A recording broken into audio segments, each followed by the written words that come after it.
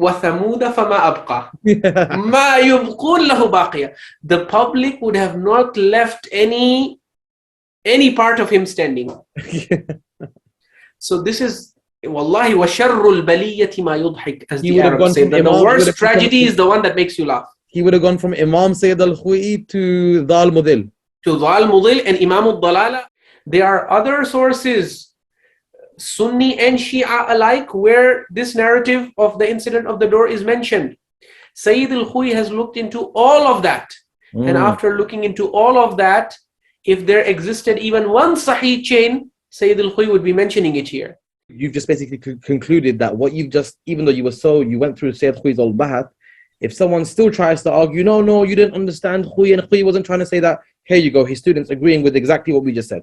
Today, the sectarian tensions that are being fueled, the Lady of Heaven movie, which was based on this Kitab Sulaym narrative, what is being recited on the pulpits, nowadays majalis are being broadcast live. I guess that's where the World Federation was getting this idea. They were saying Al-Islaah should not do these discussions in public. They should have these discussions with our traditional scholars behind closed doors. We are going to set up an institute, a special think tank or research institute. This lay person from somewhere in the world, he writes to Syed Khoei and he asks him, is it haram for a person to think about the pleasures of Jannah, especially the Hurul Ain, with lust?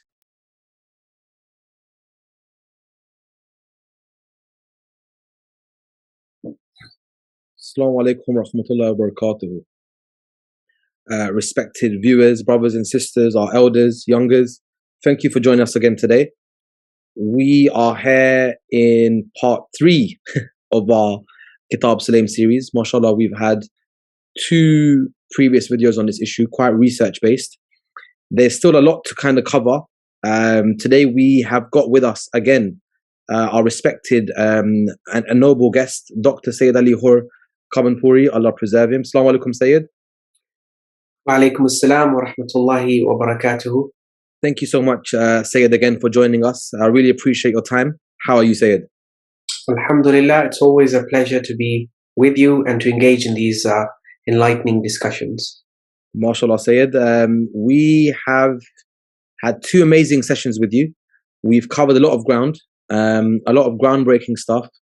As you know, a lot of this research is available in Arabic and Farsi to those who put in the research. I wouldn't say every Arab or Farsi speaking person would know this research either, but at least it's available in those sources. But I think that some of this stuff might be there in the books, or maybe there might be some videos about it, but I don't think that in the English language this research has ever really been presented, as far as my knowledge. Am I correct, generally said? I agree. I've not seen a discussion of this kind, mashallah, that you have conducted, ever conducted in the English language. And these evidences especially, I've never seen them being presented systematically in a consolidated manner in the English language. So mashallah, Al-Islaah is doing pioneering work in this area, alhamdulillah. And after Allah subhanahu wa ta'ala, we definitely have a lot to offer in terms of gratitude to Al-Islaah admins for facilitating this, and also you, Syed, for giving us so much of your precious time to join us in discussing this and reflecting over these narratives. Oh, Syed, I'm just, mashallah, you're being a bit too humble about that, or I'm just presenting and moderating. You're, mashallah, putting out the research. We are learning from you, Syed, mashallah. So thank you so much, Syed, man. Thank you for those kind words, but I'm not worthy. Like and Syed, so today, the reason I've got you, so we've discussed part 1 and 2. Today, the reason I've asked you to come on is actually to discuss, so we've discussed Kitab Sulaym, the origins, Syed Sistani's opinion, Rijal, etc., who's behind the fabrication. Today, I wanted to discuss the opinion of Syed Khoei on this. Ayatollah Syed Abul Qasim al-Khoei, rahmatullah alayh, as you know, was a big 12-hour marja, who basically you could say is like the spiritual forefather of majority of the maraja today. So majority of scholarship has some sort of asanid to him in terms of him being their students, or him being their teacher, asatiza, etc. So I wanted to basically go through his view on Kitab Sulaym, because I've noticed that in a lot of kind of, I stay up to date with the polemic scene, or just generally in these kind of researches, as you do, I've noticed that his stance gets misrepresented many a time. Various websites, various articles, it's always like, yeah, Syed Khoei affirms Kitab Sulaym, Syed Khoei affirms Kitab Sulaym. And it's always misquotations, or they show you one part of his research, but they don't kind of show you the other part. So I think I wanted to clarify with you Syed Khoei's mawqif on Sulaym, Aban, Kitab Sulaym, the whole works. So yes, that's what I want to do to you today. So without further ado, if you could share with us and start us up on Syed Khoei and Kitab Sulaym, and we'll follow you there from Sulaym himself and what his view is, and then I'll let you flow it, and then I'll jump in where I need to. I'm actually very glad that you've brought up the issue of the mawqif and the research-based position of Ayatollah Sayyid Abul Qasim al-Khoei in this regard. I believe it's very important because, as you mentioned, it is often misunderstood and misrepresented. Misrepresented in the sense that sometimes his view is presented rather selectively, or people pick and choose. So he has a long entry on Sulaym bin Qays in his 24-volume Encyclopedia, in the 9th volume, in some editions in the 8th volume. He has a long entry on Kitab Sulaym and on Sulaym bin Qays himself. And in that entry, he mentions a lot of things. What people often do is they pick and choose some of the stuff that he has said, because his mawqif is that he defends, for example, the historicity of Sulaym bin Qays. He believes Sulaym bin Qays was a real person, a real figure, and that he was a thiqa, he was trustworthy, he was reliable in transmitting. He also believes that he was the author of a book called Kitab Sulayn bin Qays at a certain point in history. Okay, he did write that book. Okay. So people will take this part of his research and present it and say, look, Syed Khoei is saying Sulaym bin Qays himself is a thiqa. He's trustworthy. His book is a real deal. Syed Khoei also denies Kitab Sulaym bin Qays, the original Kitab Sulaym bin Qays, which was written by Sulaym bin Qays. He denies that it's a fabrication. He says there is no basis for claiming that it is a fabrication. So they will sometimes use Syed Khoei's statement in defense of the original Kitab Sulaym. Or no, they use his statement about the original Kitab Sulaym and apply it to the Kitab Sulaym we have today. Yeah, they try to give the impression that Syed Khoei is talking about the kitab that we have today, from which the manabir, from which the people on the pulpit are reciting the masaib. Yeah, that the Kitab Sulaym, where they're getting their masaib from, where they're getting their narratives from, that Kitab Sulaym is the same that Syed Khoei is authenticating. What they don't realize is that Syed Khoei's mawqif is very nuanced. And it is also very important to add a disclaimer here, which is that Syed Khoei, in his entire entry in Mu'jam Rijal al-Hadith on Kitab Sulayn bin Qays, his research is outdated, and it is based on a Rijali blunder, which we highlighted in the first episode, which is his inability to authenticate Rijal ibn al-Ghadairi, or Kitab al-Du'afa ibn al-Ghadairi, as it is known. Because he failed to authenticate this most important and authoritative and seminal classical work of Ilm al-Rijal, it had a knock-on effect. It had a knock-on effect. It had basically triggered a chain reaction. Once you dismiss Ibn al-Ghadairi, who is a major exposer of the liars and gulat and unreliable transmitters, once you do away with his testimony and you discredit it, you lose the ability to see the bigger picture, to see where the flaws are in so many different chains. So even with Syed Khoei's manhaj methodology of not authenticating Rijal ibn Ghadairi, what we want to know is, okay, he made a blunder there, he didn't authenticate that. We know Syed Sistani is up to date, he picked up on it. So according to that methodology, Syed Sistani's outcome should be the correct one, regardless of publicly what his actual outcome is. We'll get to that later at another day. But what I'm trying to say is that it should be at least correct. But Syed Khoei, let's say, okay, Rijal Ghadairi, he hasn't accepted it. But according to the methodology and Mabani, by the way, for the viewers, just means kind of like his methodology, what he's using to authenticate and stuff, what his methodology is. according to what Syed Khoei was using, what was his actual outcome on Kitab Sulaym? Because I think even with the Mabani he was using, I don't think he still came to the conclusion that Kitab Sulaym that we have today is authentic. Is not authentic. Yeah, exactly. No, yeah, he never came to that conclusion. So this is how Syed al-Khoei works in his Encyclopedia, Mu'jam Rijal al-Hadith, and I will show you the evidence in a moment. But just a rough breakdown is that he begins by affirming, he begins by quoting the entries of Najashi and Sheikh al-Tusi and Ibn al-Ghadairi on Sulaym bin Qays. Yeah. And he concludes from all those entries that Sulaym bin Qays must have been a real person. He was a trustworthy, distinguished companion of Amir al-Mu'mineen. Okay? Yeah. That's the first thing that he affirms. After that, he will affirm that he is indeed the author of a book. Yani, the real Sulaym would have written a book that was known as Kitab Sulayn bin Qays. So there was a book that he wrote, and then he transmitted it. Okay?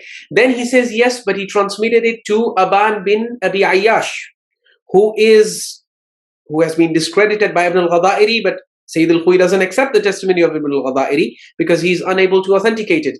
But still that is not sufficient because Sheikh al-Tusi, whose testimony Syed al-Khoei accepts, has also discredited Aban bin Abi Ayyash, as we had mentioned previously. So, summary, I'm just working step by step. Yeah. He accepts Sulaym. Yeah. He says there was a book called Kitab Sulaym. Yes. He says that book was transmitted from Sulaym to Aban, which is anyone who reads. Rijal al-Ghadairi calls out Aban. Syed Khoei doesn't accept Rijal al-Ghadairi. Even so, Syed Khoei accepts Tusi's book on Rijal. That book called Aban Zaif. Yes, it says Aban is a weak transmitter. Regardless of Ghadairi or not, Aban still stays weak. He still stays weak. And he's the primary narrator from Sulaym. As I mentioned to you in our last previous sessions, that whenever Kitab Sulaym has only come from Aban. Exactly. But then Syed al-Khoei has a workaround. Okay. He comes forward and he looks at the chain of Najashi and Sheikh al-Tusi and he says, no, there is this other chain in which we see Ibrahim bin Umar al-Yamani or al-San'ani narrating directly from Sulaym without Aban as the wasita.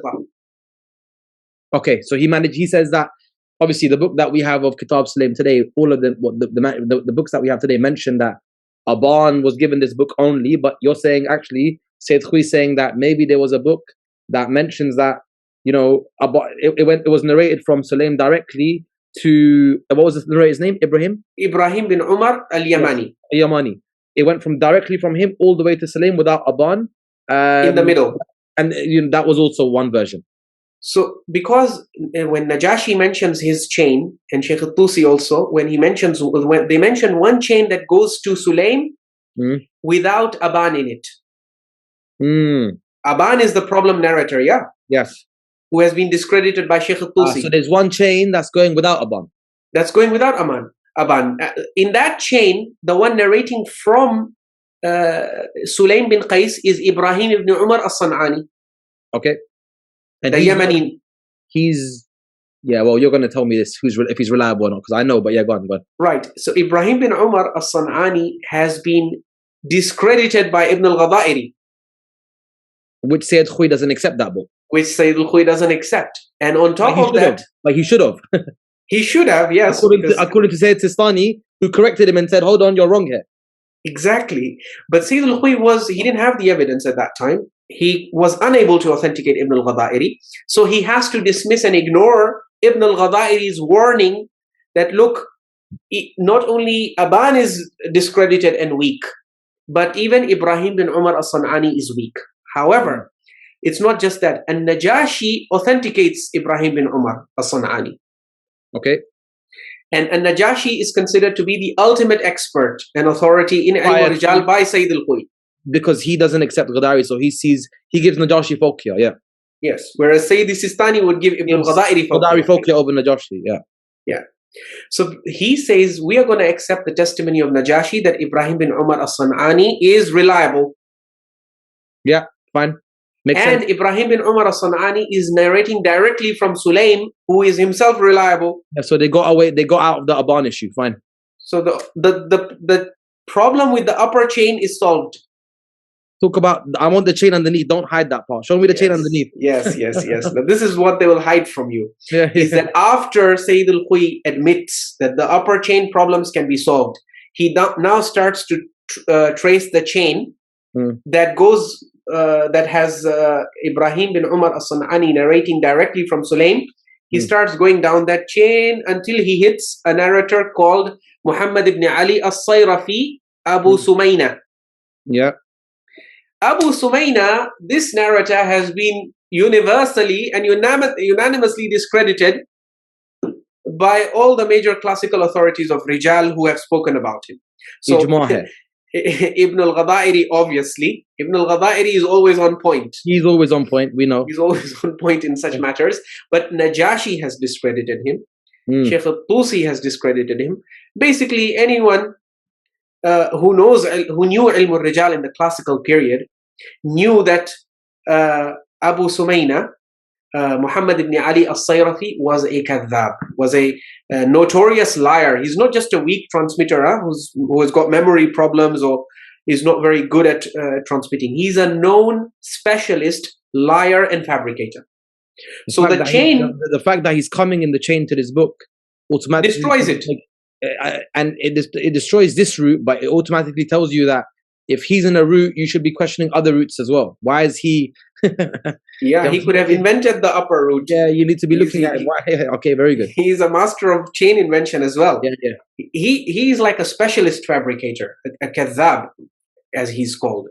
So ultimately, Syed Khoei, he found a workaround for the upward chain, the top chain, the primary narrator. But as he went down the chain, he hit upon Muhammad ibn Ali as-Sayrafi, Abu Sumayna, and he said, well, there is no way to authenticate this person. And so therefore, he was then forced to declare that Kitab Sulaym himself may be trustworthy. Kitab Sulaym originally may have been a trustworthy book. It may have been passed on to Aban, which is not helpful because Aban is discredited. Okay, no problem. But it may have been passed also directly to Ibrahim bin Umar as-San'ani, whom Najashi has authenticated. So very good. But then in that chain, he hits upon Muhammad bin Ali as-Sayrafi, Abu Sumayna. He says, oh, this guy is a kadhab.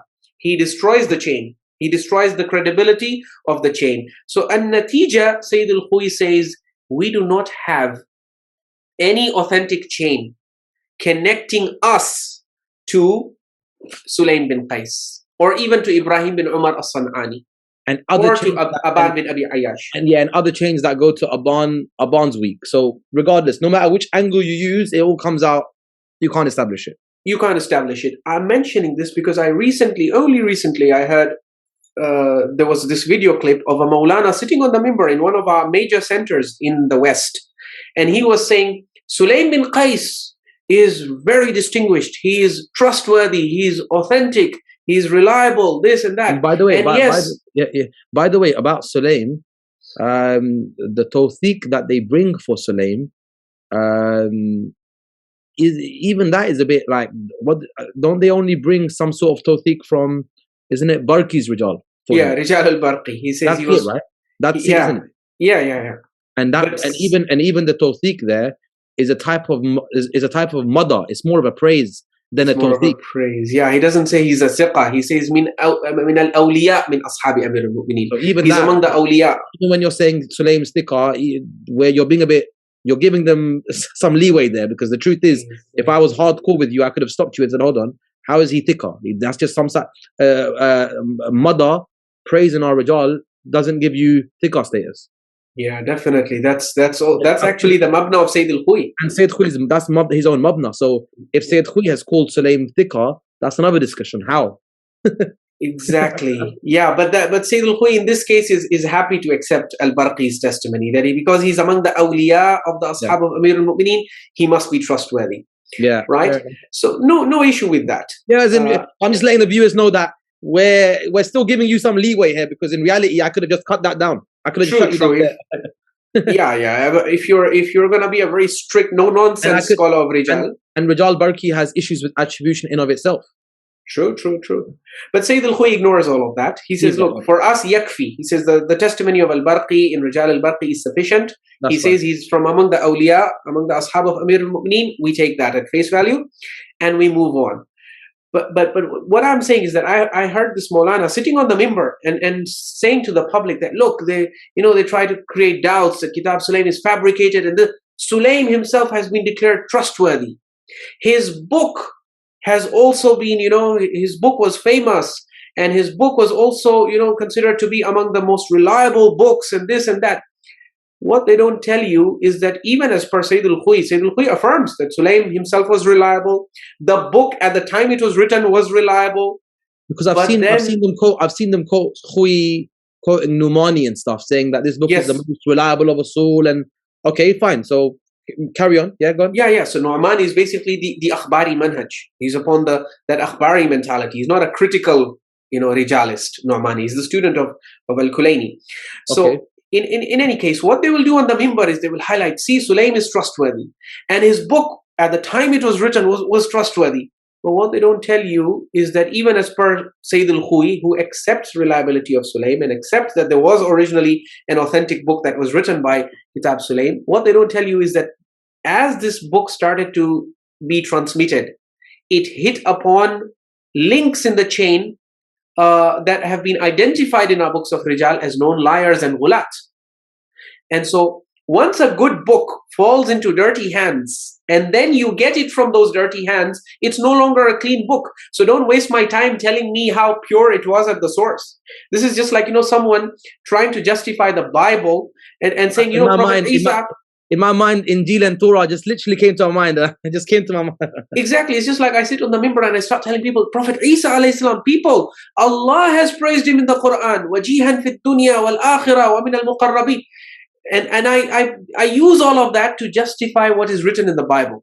So Baba, you can praise Isa alayhi salam all night.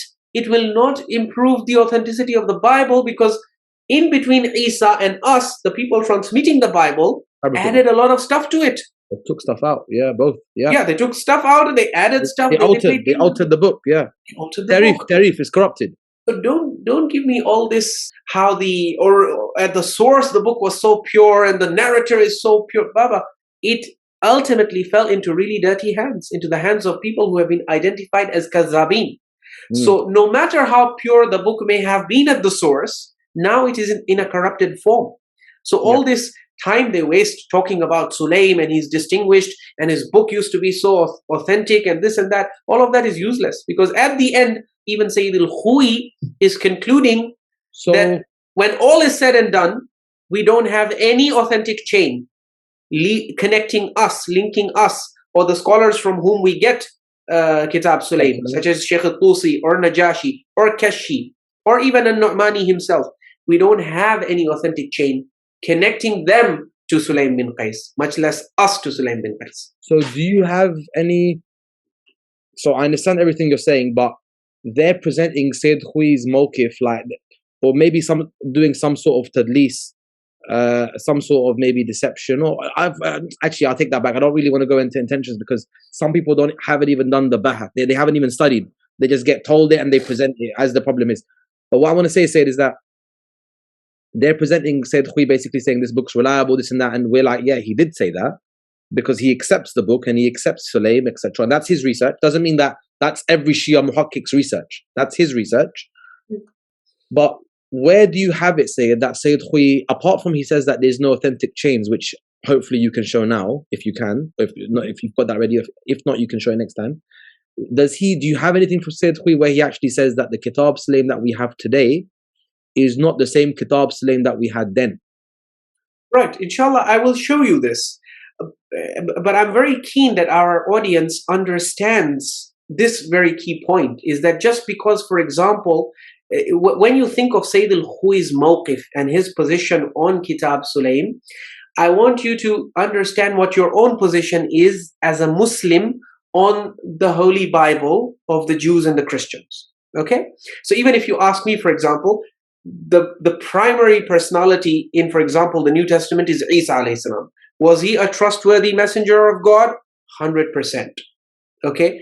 Were the Hawariyin his immediate disciples, were they trustworthy people? Well, generally speaking, the Quran shows them as having belief in Isa alayhi salam, and they agreed to testify to the truth of his message.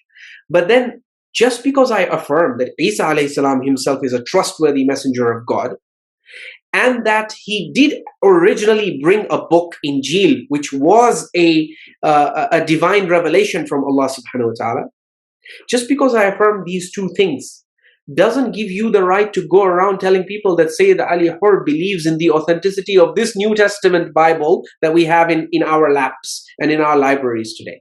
Those two are different things. It's a sort of deception to say, oh, the origin. It's like me praising the Bible and then saying, you're like, Baba, the Bible that we have today is corrupted. I'm like, oh, I'm talking about the original Bible, but I'm like, you're presenting my mawqif as if I'm talking about today's one. Then say he means the original one, but today's one's corrupted. Say that then. Exactly.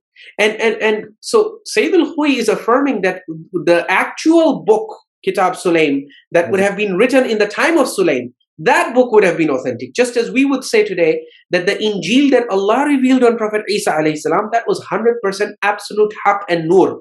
That was light of guidance, But as the Injil was transmitted by the people, generation after generation after generation, corruptions entered, and people added stuff to it, they interpolated stuff into it, they removed stuff.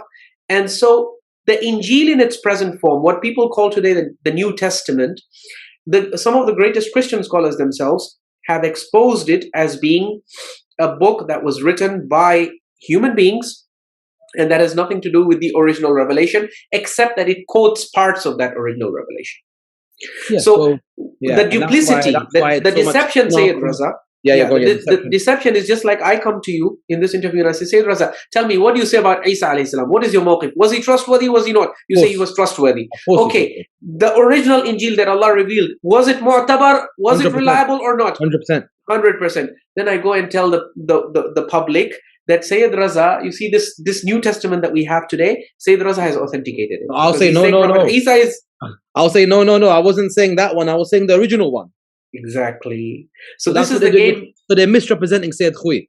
This is the game they play with Syed Khoei, is that they take his statements about the original Kitab Sulaym and they ignore his research, which he presents in the second part about the transmission. So there are two things you need to distinguish: the original book and the original author, whom Syed Khoei authenticates, and the transmission which Syed Khoei is unable to authenticate, and because of which he admits that this book is da'if, it is unreliable, and therefore we cannot rely on any narrative in it because it is da'if sanad. Okay. So ultimately, moral of the story, long story short, the Kitab Sulaym narrative is not reliable, even as per Ayatollah Sayyid Abul Qasim al-Khoei. I can now show you the evidence for this. Sayyid, Sayyid, I don't do taqleed of you. Show it. I ran away from taqleed long time ago. Sorry. No, absolutely. This is what we admire you for, is that I left that taqleed. Now I can't do taqleed of you. Sayyid, show me the dalil. Sorry. Right. So here is the dalil. As you can see on your screen, I hope it's clear. This is Mu'jam Rijal al-Hadith wa Tafsil Tabaqat al-Ruwat. This is the 24-volume encyclopedia by Al-Imam al-Akbar Sayyid Abul Qasim al-Musawi al-Khui. No, it's the Imam al-Akbar. Yeah, they say Imam now. Yes, he's the... Normally, sometimes when I say Imam Zaid, some Shia say to me, why do you say Imam Zaid? Really? They say, why do you say Imam? Imam is only 12. I say, okay. Really? So what about Imam Khomeini? Is Imam Khui as well here? Okay, very interesting. Yes, no. Even Ayatollah Sistani, if you look at his... some of the books about him, they refer to him as Al-Imam al-Sistani. I have no issue with that, but it's just there's a perception in the minds that you can only say Imams are 12. You can't call anyone else an Imam. Do you get it? No, so this is those people who call Sayyidi Sistani or Sayyid al-Khomeini Imam, they are going in the original Shia sense, The original Shia also used to call ulama abrar as imams. That's exactly. They're actually following the original way. Very good. Right. So righteous scholars can be called imam. Bishop, 100%. So this is Al-Kitab al-Tasi'. This is volume 9 of Mu'jam Rijal al-Hadith. The entry on Sulaym bin Qays is from page 226 to page 238. Okay. So let's go to page 226. You memorize these pages, Sayyid, man. You don't hif. So here you have the entry 5401. Okay, this is Sulaym bin Qays. Syed Khoei begins by mentioning what An-Najashi has to say about him. Sulaym bin Qays al-Hilali, lahu kitab, he has a book, this is his kunya, and then Najashi gives you his sanad. Okay, this is the sanad of An-Najashi. Haddathana Muhammad ibn al-Hasan ibn al-Walid. Actually, he starts from Ali bin Ahmad al-Qummi, who narrates from Muhammad ibn al-Hasan ibn al-Walid, from Muhammad ibn Abil Qasim Majliway, Muhammad ibn Ali al-Sayrafi. This is the Kadhab, remember? The liar. That's the liar that you mentioned earlier. Yeah. And that's the liar. From Hamad bin Isa, from Uthman bin Isa, from Hamad, and Hamad bin Isa says, this was narrated to me by Ibrahim ibn Umar al-Yamani from Sulaym ibn Qays. So you can see in Najashi's sanad, there is no Aban. Yeah, that's the one you mentioned earlier. There's no Aban. Yes, it is Ibrahim bin Umar al-Yamani narrating directly from Sulaym bin Qays. Even though, I'm just going to add, the Kitab Sulaym that we have today, the whole point of it is that Sulaym secretly gave it to Aban. Exactly, yeah. It's quite interesting that you showed me this, because in my knowledge, that whole book only comes, it has to come from Aban, because the Kitab Sulaym that we have says today it was secretly given to Aban only. Exactly, and that's why there are muhaqqiqeen, as I mentioned before, who have said that this chain of Najashi is an incomplete chain. It's a mistaken chain. A mistaken chain. Even though Syed Khoei is trying to get around it, he's missing the point that the reason why it can't be direct, because the whole point of Kitab Sulaym is secret transmission to Aban. So if you take Aban out, then this must be a mistake. Yeah, that's what some muhaqqiqeen have said. But Syed Khoei is not willing to accept this point. Okay, even though that's his istiqra, whatever, innit? Yeah, that's his mawqif, that's his view, and he's entitled to his view. I'm just letting know the public knew that, hold on, you should even if you go down this route, think about what you're doing, because the whole point of Kitab Sulaym is secret transmission to Aban. Think about it. Exactly, and in every version, whatever published version of Kitab Sulaym you check, it's always Aban. It's never Ibrahim bin Umar. Exactly. But essentially what Syed Khoei is doing is he's saying that, look, Aslan, I'm not concerned about the book today. The book today, I'm already admitting it is unreliable. But can we make a case that historically there was a time when a Sahih version existed? So he's saying, well, based on this chain, initially, prima facie, we can make a case that historically there must have been an authentic version of this book, because we have a chain that's connecting us to Sulaym without Aban in it. But then Syed Khoei himself realizes that this chain is torpedoed by the fact that you have Muhammad ibn Ali al-Sayrafi, Abu Sumayna, in it. Who's a known fabricator. So even Najashi's chain is unreliable as per the mabna of Syed Khoei. Okay, that's Farid. Next. Yeah. And then he mentions what Sheikh al-Tusi has said about Sulaym bin Qays al-Hilali, and that he has a book, and then he gives Sheikh al-Tusi's chain. Okay, Sheikh al-Tusi says, this book was reported to me by Ibn Abi Jayyid, from Muhammad ibn al-Hasan bin Walid, from Muhammad ibn Abil Qasim al-Mulaqab bi Majilway, from Muhammad ibn Ali al-Sayrafi, the Kadhab liar. Farid. He's also in this chain. He narrates from Hamad bin Isa, from Uthman ibn Isa, from Aban ibn Abi Ayyash, whom even Syed Khoei has to admit is da'if, because he is discredited by Sheikh Tusi. Ahsantum. But then there is another chain that Sheikh Tusi has, in which Hamad bin Isa is narrating directly from Ibrahim bin Umar al-Yamani, who is directly narrating from Sulaym bin Qays. Okay. But this chain also has Muhammad ibn Ali al-Sayrafi in it. So it's useless. Liar. And then he presents the view of al-Barqi, of al-Tusi himself in في رجاله من أصحاب أمير المؤمنين وفي أصحاب الحسن عليه السلام وفي أصحاب الحسين عليه السلام. He mentions the Imams that Sulaym bin Qays was a contemporary to. And then he comes to Barqi. He says, Al-Barqi counts him among the awliya min ashabi Amir al-Mu'mineen. Yep, so that's the type of, it can be taken as a type of praise. Praise, yes. Potentially. Yeah, potentially, exactly. It's not a qat'i dalil that he's It's quite trustworthy. loose. Yeah, it's quite loose. Yeah. And then he mentions Al-Kashi's chain. Yeah. Al-Kashi's chain, as you can see, Muhammad ibn al-Hasan al-Barathi, who narrates from Al-Hasan ibn Ali ibn Kaysan, from Ishaq ibn Ibrahim, bin Umar al-Yamani, from Ibn Udayna, from Aban ibn Abi Ayyash. This nuskha, this copy of Kitab Sulaym is the one that Aban bin Abi Ayyash passed on to him. And he claims that Aban had read it in front of Imam Ali ibn al-Hussein, and Imam Ali ibn al-Hussein Zain al-Abidin looked at it and he said that Sulaim has spoken the truth. So in any case, he goes on mentioning chains and talking about them. He comes to then Ibn al-Ghadairi. He talks about what Ibn al-Ghadairi has said.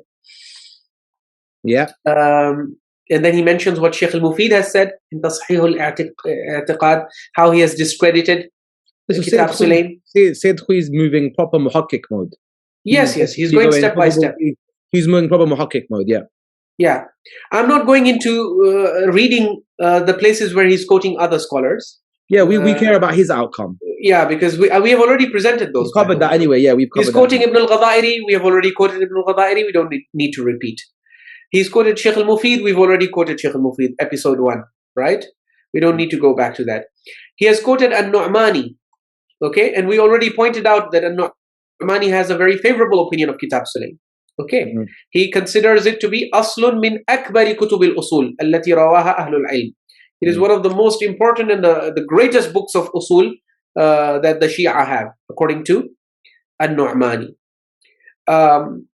Then he goes to Ibn Shahr Ashub, he goes to Al-Allama in his Khulasa. All of this. We come to now where Syed Khoei starts giving his own opinion. This is on page 230. Okay. He says, Baqi al-kalamu min jihad. After mentioning what these scholars have written, he says, okay, now there are some things that are remaining for me to say. Number 1, al-ula. Anna Sulaym bin Qays في نفسه ثقة جليل القدر عظيم الشأن. Sulaym bin Qays in himself, okay, we're not talking about his book, we're talking about him right now. Himself as a transmitter and as a reporter, he is thiqa, he's trustworthy, he's Jalilul Qadr, he has a very high position, عظيم الشأن, he's distinguished. ويكفي في ذلك شهادة البرقي بأنه من الأولياء من أصحاب أمير المؤمنين عليه السلام. He says it is sufficient to establish the reliability of Sulaim that Al-Barqi has testified in his Rijal that Sulaim was among the awliya from the ashab of Amir al-Mu'mineen alayhi salam. And this is further confirmed by what An-Nu'mani has mentioned about his book. And then Al-Allama Al-Hilli has mentioned him in the first part of his book. And he has ruled that he is reliable. And Ibn Dawood has also mentioned him in the first part. And although he has also mentioned him in the second part, where he mentions the discredited narrators, but Syed Khoei says, I don't understand why he has mentioned him among the discredited narrators. Although we can explain why that would be the case. It's possible because there is tad'if against him as well. There used to be scholars in the past who discredited Sulaym bin Qays or who considered him to be a fake transmitter. So that would be, or even a or a made up person. Yeah. So that's why, just to be sure, he's mentioning him here because there's praise for him, and he's mentioning him in the second part because there is, dispraise for him. So in any case, the second point that he mentions, Syed Khoei, this is the part I think they would misuse and present out of context. But inshallah, we have the book in front of us, so we can go step by step. He says the second thing that we need to mention is that Anna Kitab Sulaym bin Qays, ala ma dhakarahu Nu'mani, the book of Sulaym bin Qays, as per what An-Nu'mani has mentioned, min al-usul al-mu'tabara, it is among the reliable books. He's talking about the original, bal min akbariha. In fact, it is among the greatest of the reliable books. Wa anna jami'a ma fihi sahihun. And that everything in it is authentic. Remember, if you accept Yeah. If you accept the original Kitab Sulaym, you have to accept everything in it. It's not a package. It is a package deal. If you're trying to say that the one that we have today is the original, then you have to accept all the narrations that we quoted. Yeah, because that's the thing. It's not like Al-Kafi where you have some Sahih, some Da'if. Yeah, it's a package deal. Those who accept Kitab Sulaym, they accept it as a package deal. There's no picking and choosing in Kitab Sulaym, remember. And that's why An-Nu'mani and Syed Khoei is affirming, he says that yes, that original Kitab Sulaym, Nu'mani said, أَنَّ جَمِيعَ مَا فِيهِ صَحِيحٌ. Everything in it is authentic in it. قَدْ صَدَرَ مِنَ الْمَعْصُومِ عَلَيْهِ السَّلَامِ. It has emanated from the Ma'asum alayhi salam, أو ممن لا بد من تصديقه وقبول روايته. So everything in Kitab Sulaym is either coming from the Ma'asum alayhi salam himself or from someone whom we are supposed to trust and believe, like the companions of Amir al-Mu'mineen, Salman, Miqdad, Abu Dhar, Ibn Abbas, right? So that's why we have to accept everything in it. وقبول روايته. وعده صاحب الوسائل في الخاتمة في الفائدة الرابعة من الكتب المعتمدة. And then he mentions how صاحب الوسائل, Sheikh Muhammad ibn Hassan al-Hur al-Amili, at the end of his wasail, in the khatima, in the concluding part, in the fourth fa'idah, he mentions that Kitab Sulaym is min al-kutub al-mu'tamadah. It is among the reliable books. And we already mentioned Al-Hur al-Amili is an Akhbari scholar, and Akhbaris are huge fans of Kitab Sulaym. And so he says there are many qara'in, and وَتَوَاتَرَتْ عَنْ مُؤَلِّفِيهَا. There's tawatur for it, and we know the authenticity of the attribution. بِحَيْثْ لَمْ يَبْقَ فِيهِ شَكْ. We have no scope for doubting. There's no scope for doubting Kitab Sulaym, according to the Akhbari scholar Al-Hur al-Amili. وَلَكِنْ قد يناقش في صحة هذا الكتاب بوجوه. After mentioning this, Syed Khoei says, but this can be challenged, this can be disputed from certain angles. What are those angles? Number one, al-awwal annahu mawdu'. The first angle that we have to discuss is the claim that it is a fabrication. Because Ibn al-Ghadairi had claimed it is a fabrication. Other muhaqqiqeen are also claiming it's a fabrication. And then he goes into how, they mention the story of Muhammad ibn Abi Bakr and the 13 Imams, and then Syed Khoei actually does not accept these arguments. He says the presence of these kinds of narrations in it do not dispute the book. It's not enough to discredit. He then goes on to try and put up a defense of it. Okay. So this is a long bahath. Yeah, so you see, but we are summarizing it by telling you that again, Syed, when you mention such things of Syed Khoei and he's trying to defend it, this is good for the viewers to understand that the issue is not here to show you or try and show scholars that have to agree with our view on everything. No, show you the full package and show you what the research is out there. The viewers can put their own mind up. I'm not here to try and force you to accept our narrative, but we're giving you the full research, the research from both sides, so you can make up your own mind. Previously, you thought Kitab Sulaym was like, I don't know, some book that came from heaven. Now you're starting to realize, hold on, there is real ishqal in this book, and there's a big debate on this book. And if you understand that, that's it. And Syed Khoei is trying to be as objective as he can, as per his methodology. That's why he is looking at the objections against Kitab Sulaym, and he's trying to refute those which are refutable. So, for example, the presence of 13 Imams, he says, that could be a manuscript error. Although he does not explain how this... We've brought other evidence against that, but that's fine. That's his research. That's fine. Yeah, that's his research. And then he says, as far as Muhammad ibn Abi Bakr speaking to his father as a toddler, he says we can accept that as a karama, as a supernatural miracle that can sometimes take place for pious, righteous people. I start to get uncomfortable when them kind of defenses are pulled, but right, no problem. So, I start to get uncomfortable, but go ahead. He's being very generous. That's very nice. But you see, no matter how generous he is, at the end of the day, he has to end up with the same conclusion that Sistani ended up with. Yeah. So we're coming to that. That's what I want to see. I want to see the khulasatul kalam. Yeah, so you can see he's intent on refuting Ibn al-Ghadairi, that, Ibn al-Ghadairi says that, 13 Imams, narration. Well, he's going to say Ghadairi is dismissed anyway for him. Yeah, he says غاية الأمر أن النسخة التي وصلت إليه كانت مشتملة على ذلك. The most you can prove from this is that the version or the copy of Kitab Sulaym that reached Ibn al-Ghadairi had this report about 13 Imams, and that particular copy was corrupt. Yeah, you showed it from Najashi as well, though. Yeah, he says, he even mentions that Najashi also affirms this. And he says, okay, even Najashi's copy was corrupt. Syed Khoei is saying, look, I'm not I myself accept that Kitab Sulaym did not survive. Okay. Yes. But what he's trying to prove here is that at the early stage, he does not want to see it being discredited. Yes. He wants to allow room for the possibility that once upon a time, in a very far, far away time and a far, far away land, there did exist an authentic book called Kitab Sulaym, which evaporated into thin air and got corrupted later on. But which was Sheikh Mufid's view as well. No, Sheikh Mufid's view was that the book is not reliable. Okay, that last time that kalam you showed from Sheikh Mufid in his correction of Sheikh Saduq, didn't he say it was there, but now it's been changed? Yeah, so he said that this book has got content in it, which is the book as a whole is untrustworthy, he says. Yes. It's got a lot of mixed up stuff. So and he says we should return to the scholars to know what is sahih and what is da'if. Because, even when a fabricator fabricates a book, he doesn't include everything in it. Everything in it is not a lie. Only the 12 claims are a lie, but there might be side claims which have some truth in them. Mm.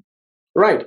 So in that sense, Syed Khoei is saying that, look, at the early stage, he wants to visualize a time at the beginning when Kitab Sulaym may have existed in an authentic form. Yeah, he wants to show that, like the original, not stuff, no kiosk between heavenly books, but like the original Torah and Bible, they were reliable books when they first revealed. Afterwards, people corrupted them.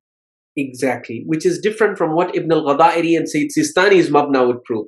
Because Ibn al-Ghadairi is saying, originally this one's fabricated. Exactly. Sulaym bin Qays never wrote such a book. Aban bin Abi Ayyash invented it from thin air, and he wrote Sulaym bin Qays's name on it to fool people. Or Behboudi says, the whole chain fabricated to Aban is made up. Someone else made it up. Exactly. And Professor Hussein Mudarrisi shows how at every layer people have been adding stuff to it. They've been editing it. They've been modifying it. Get to the Syed Khoei part, where he says that, where he gives his conclusion, where he actually says this part, that this book that we have today is not that book. Yeah. So, but before he takes time to get there. No, of course. We need to go through the parts that people will misuse. So okay, go. Yeah, oh, sorry, go. Yeah. So he's refuting Ibn al-Ghadairi and the 13 Imam claim, and then he says, وَأَمَّا وَعَظْ مُحَمَّدِ بْنِ أَبِي بَكْرَ أَبَا عِنْدَ مَوْتِهِ فَلَوْ صَحَّ فَهُوَ وَإِنْ لَمْ يُمْكِنْ عادة إلا أنه يمكن أن يكون على نحو الكرامة وخرق العادة. He says Muhammad ibn Abi Bakr doing maw'idah to his father can be an example of a karama, for example. Yeah. Right?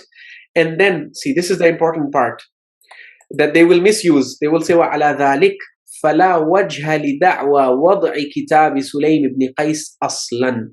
He says, therefore, there is no angle from which you may defend the claim that Kitab Sulaym bin Qays is mawdu'. It is fabricated. So he rejects the claim that Kitab Sulaym bin Qays was fabricated at the top. Mm. Yeah, because as you can see, all the problems affecting the top, Syed Khoei is able to get rid of them. Yeah. So because he's able to get rid of them, he's not prepared to accept that the fabrication happened at the top. He's not basically willing to accept that it's happening at the top. Fine. Yeah. He's willing to accept that it's at the bottom. And we will get to the bottom. But before we get to the bottom, he also mentioned something else, which is that, so first of all, he is denying. Now, you see how people can selectively misquote and cherry pick. And so someone can come and say, look, all that research of Sayyid Sistani and Ibn al-Ghadairi, that it's a fabrication. Yeah, look, Syed Khoei is saying that Kitab Sulaym bin Qays is not a fabrication. Baba, he's saying that original book that Sulaim wrote, that was not a fabrication. That's not a fabrication. But after it started getting transmitted, so it's just like me saying, Injil of Prophet Musa, the Bible of Prophet Isa, or the Injil, the Gospel of Isa alayhi salam, was not a fabrication. It was a true revelation of Allah. Yeah, that's someone can misuse that to say that, oh, okay, so he means today's Bible is also. Yeah, that's the jump. That's the jump. That's the jump, exactly. So I know we have taken a lot of time. I know we're going very slow, but we have to, because this is we how have to, people misuse these sources. Because this is the whole point of this show. Exactly, to disabuse people of false misconceptions that people have been spreading, that Syed Khoei authenticates the narrative that you are hearing in the mimbar, that would be authentic as per Syed Khoei. It would not be authentic as per Syed Khoei. Because while he authenticates the top of the chain, he discredits and agrees that the lower chain stands discredited, as we will see in a moment. So in any case, right now on this page 234, he is denying that Kitab Sulayn bin Qays historically was a fabrication. Then he defends the other thing. He says, look, if now you will point to the fabrications inside Kitab Sulaym, the khurafat, the really disgusting, revolting stuff that's there inside Kitab Sulaym. As we did, yeah. Syed Khoei has an answer for that. He says, look, come on guys, listen to me. Inna ishtimala kitabin ala amrin batil fi mawridin aw mawridaini la yadullu ala da'fih. He says, a book containing a matter of falsehood in one place or two places is not proof that the entire book is a fabrication. Because كيف ويوجد ذلك في أكثر الكتب حتى كتاب الكافي الذي هو أمتن كتب الحديث وأتقنها. He says, how can you say that just because of some revolting stuff and some khurafat in Kitab Sulaym, the whole book is a fabrication? We have these kinds of fabrications and khurafat in Al-Kafi as well. But no one says that the whole of Al-Kafi is a fabrication, yeah? Qiyas al-Farig. Why? Why is that qiyas not working, Syed? Why? Yeah. Please. It's a bundle deal, isn't it? It's a bundle deal. Al-Kafi, Sulaym is not like Al-Kafi. Al-Kafi has different asanid inside it. We explained this miraran wa tikraran, repeatedly. Yeah. Clarify again. Go for it again. Al-Kafi has got chains inside it where you can see the liars. So you can easily say that this riwayah is an Al-Kafi, but I can see liars in the chain, so I'm rejecting it. And that's what Sayyid Sistani will do. That is what Syed Khoei will do. That's what any other scholar of Rijal will do. He'll take a narration from Al-Kafi, and he'll say, I'm rejecting this because of so and so and so narrator. In Kitab Sulaym, you cannot do this because the most revolting narrations in it are narrated through authentic chains. Chains which have Salman, Abu Dhar, Miqdad, Ibn Abbas. And they have confirmation from the Imams. Confirmation from Imam Ali alayhi salam. What more is left? As soon as the narration becomes extreme, it says Imam Ali affirmed it, then Imam Hassan affirmed it, and Imam. So the person that's saying this is getting crazy, he says, well, every Imam affirmed it. So you can see the liar when it comes to Al-Kafi. Al-Kafi has khurafat and fabrications in it, but the liars are always inside Al-Kafi, not outside Al-Kafi. Okay? That's it. In Kitab Sulaym, there are khurafat and fabrications and nonsensical absurdities, but the liars are never inside the book. Inside the book, in the chain, you will only see Salman and Miqdad and Abu Dhar and Imam Ali alayhi salam and Ibn Abbas. The liar is outside the book. Because he's inventing the book, yeah? So he's going to be outside the book. He's not going to put his name inside the book. Yeah. Do you see? Yeah. So, but Syed Khoei is trying to defend it right now. He's in defense mode. That was just literally just for the viewers, just to understand that. Don't latch on to that point. We're going to give you Syed Khoei's view, no problem. And the same to refute Syed Khoei, just to let people know that I had to call that one out. That was a red card. Yes, definitely. So he says, look, don't be too disturbed by the presence of one or two or three revolting narrations in Kitab Sulaym. Revolting and repulsive, absurd narrations are found in every book. Even the most authentic books like Al-Kafi, most authoritative books have them. Number one. Number two, he says that the Rawi of Kitab Sulaym bin Qays is Aban bin Abi Ayyash. He is da'if because Shaykh al-Tusi has discredited him, right? فَلَا يَصِحُّ الْاِعْتِمَادُ عَلَى الْكِتَابِ. So therefore, we can't rely on the book.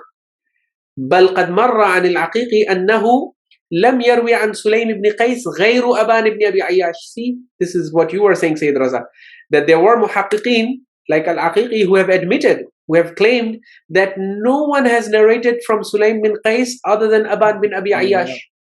This book has come from him. That's the whole point. It's a secret book given to him. That's the whole point of this book.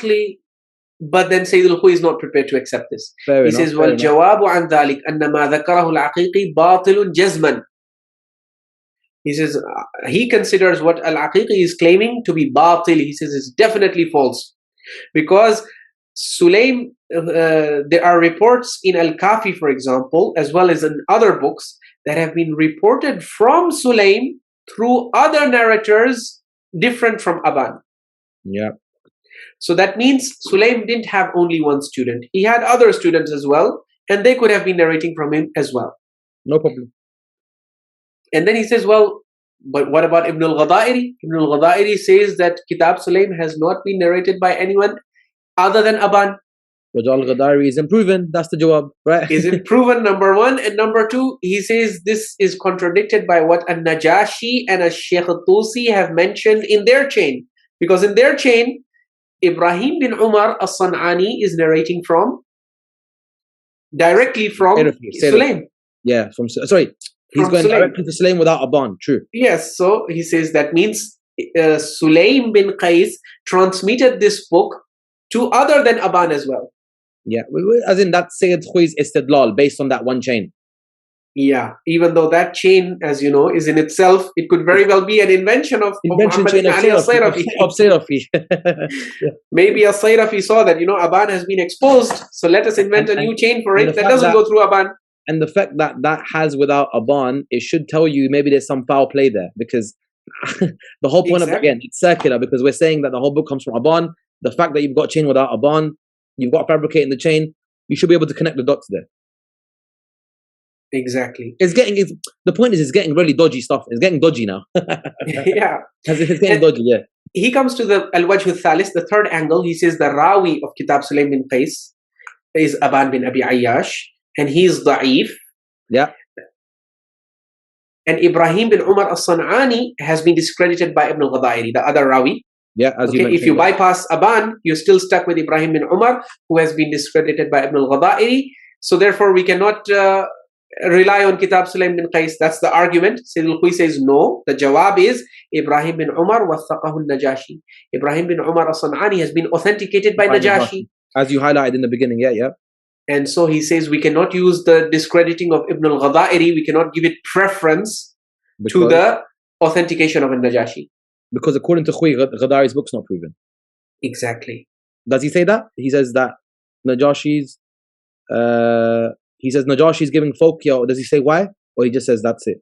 No, so he has mentioned elsewhere that Najashi is the ultimate expert in Rijal. Because Ghadairi's book's dismissed for him. Yeah, I get it. Yeah. Yeah, the term that Syed Khoei uses for Najashi is khirritu san'at al-Rijal. The ultimate expert in authority in Rijal, according to Syed Khoei, is al-Najashi. So al-Najashi is authenticating someone. Yeah. And Ibn al-Ghadairi is discrediting. Syed Khoei says, I give preference to Najashi.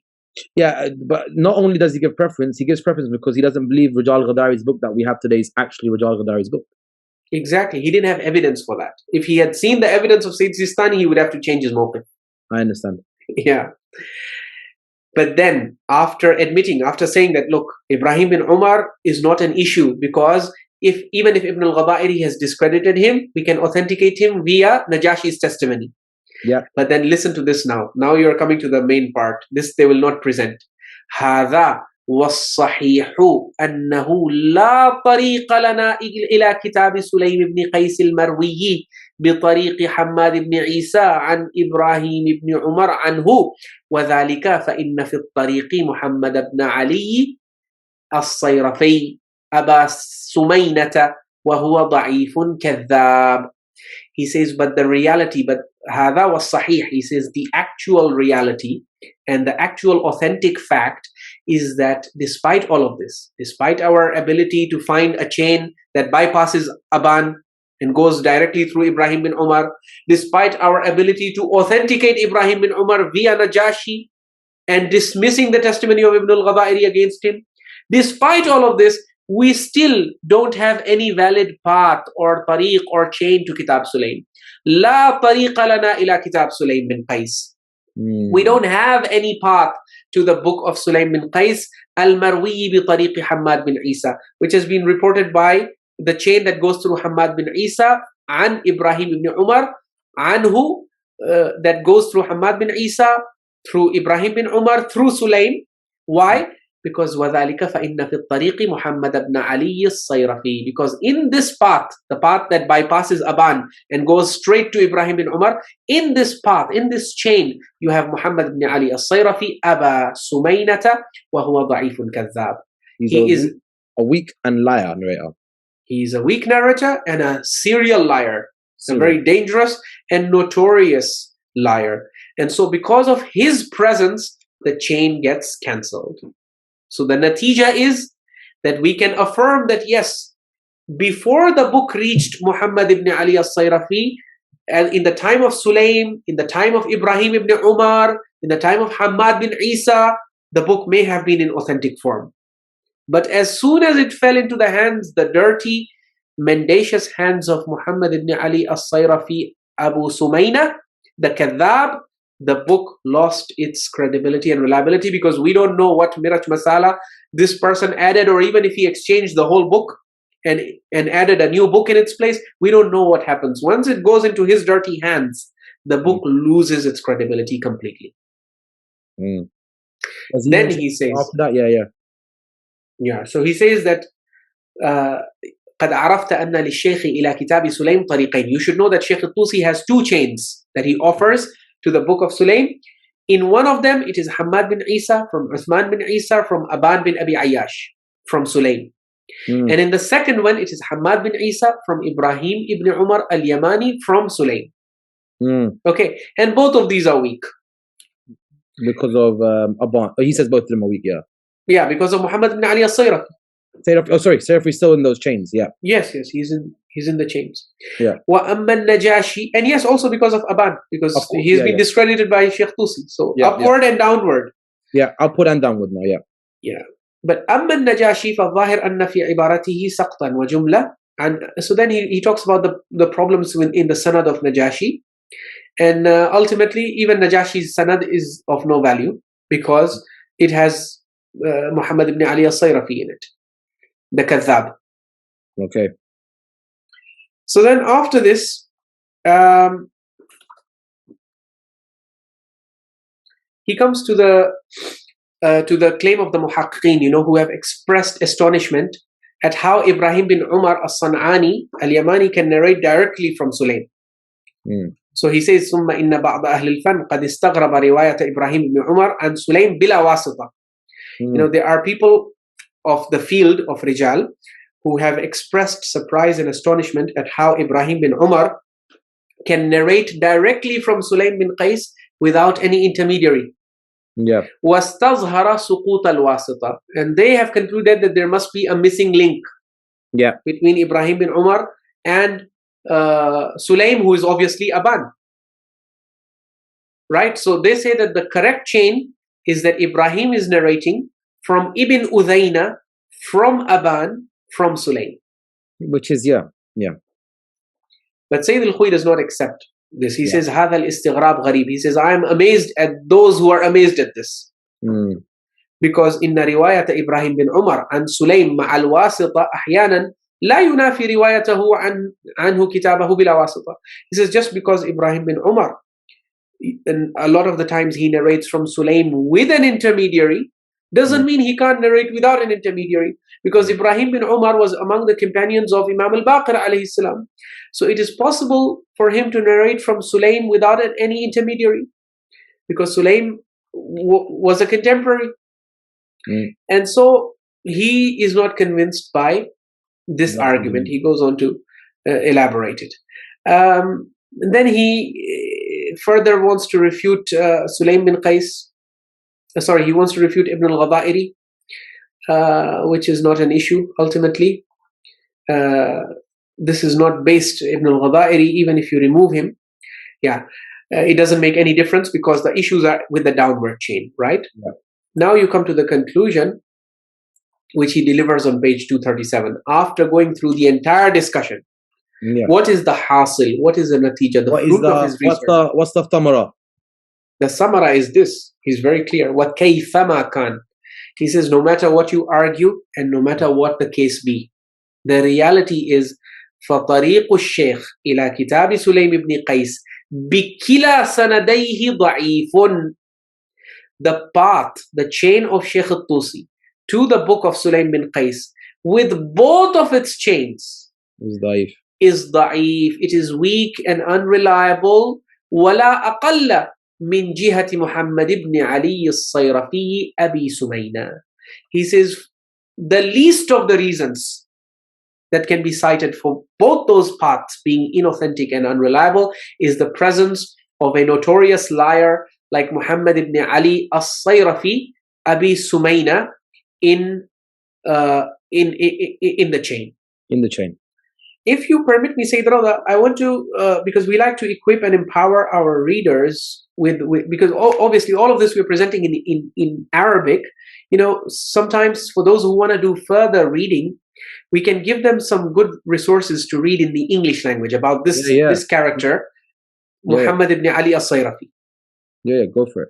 So, as I mentioned, Professor Syed Hussein Mudarris al-Tabatabai of Princeton University, he has done a great service to readers in the English language. If you read his books, they can give you some very good insight into Rijal. I want to show you his book, Crisis and Consolidation in the Formative Period of Shiite Islam.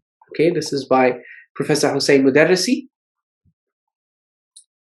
It was published by the Darwin Press. This is a very useful book. If you come to page 23,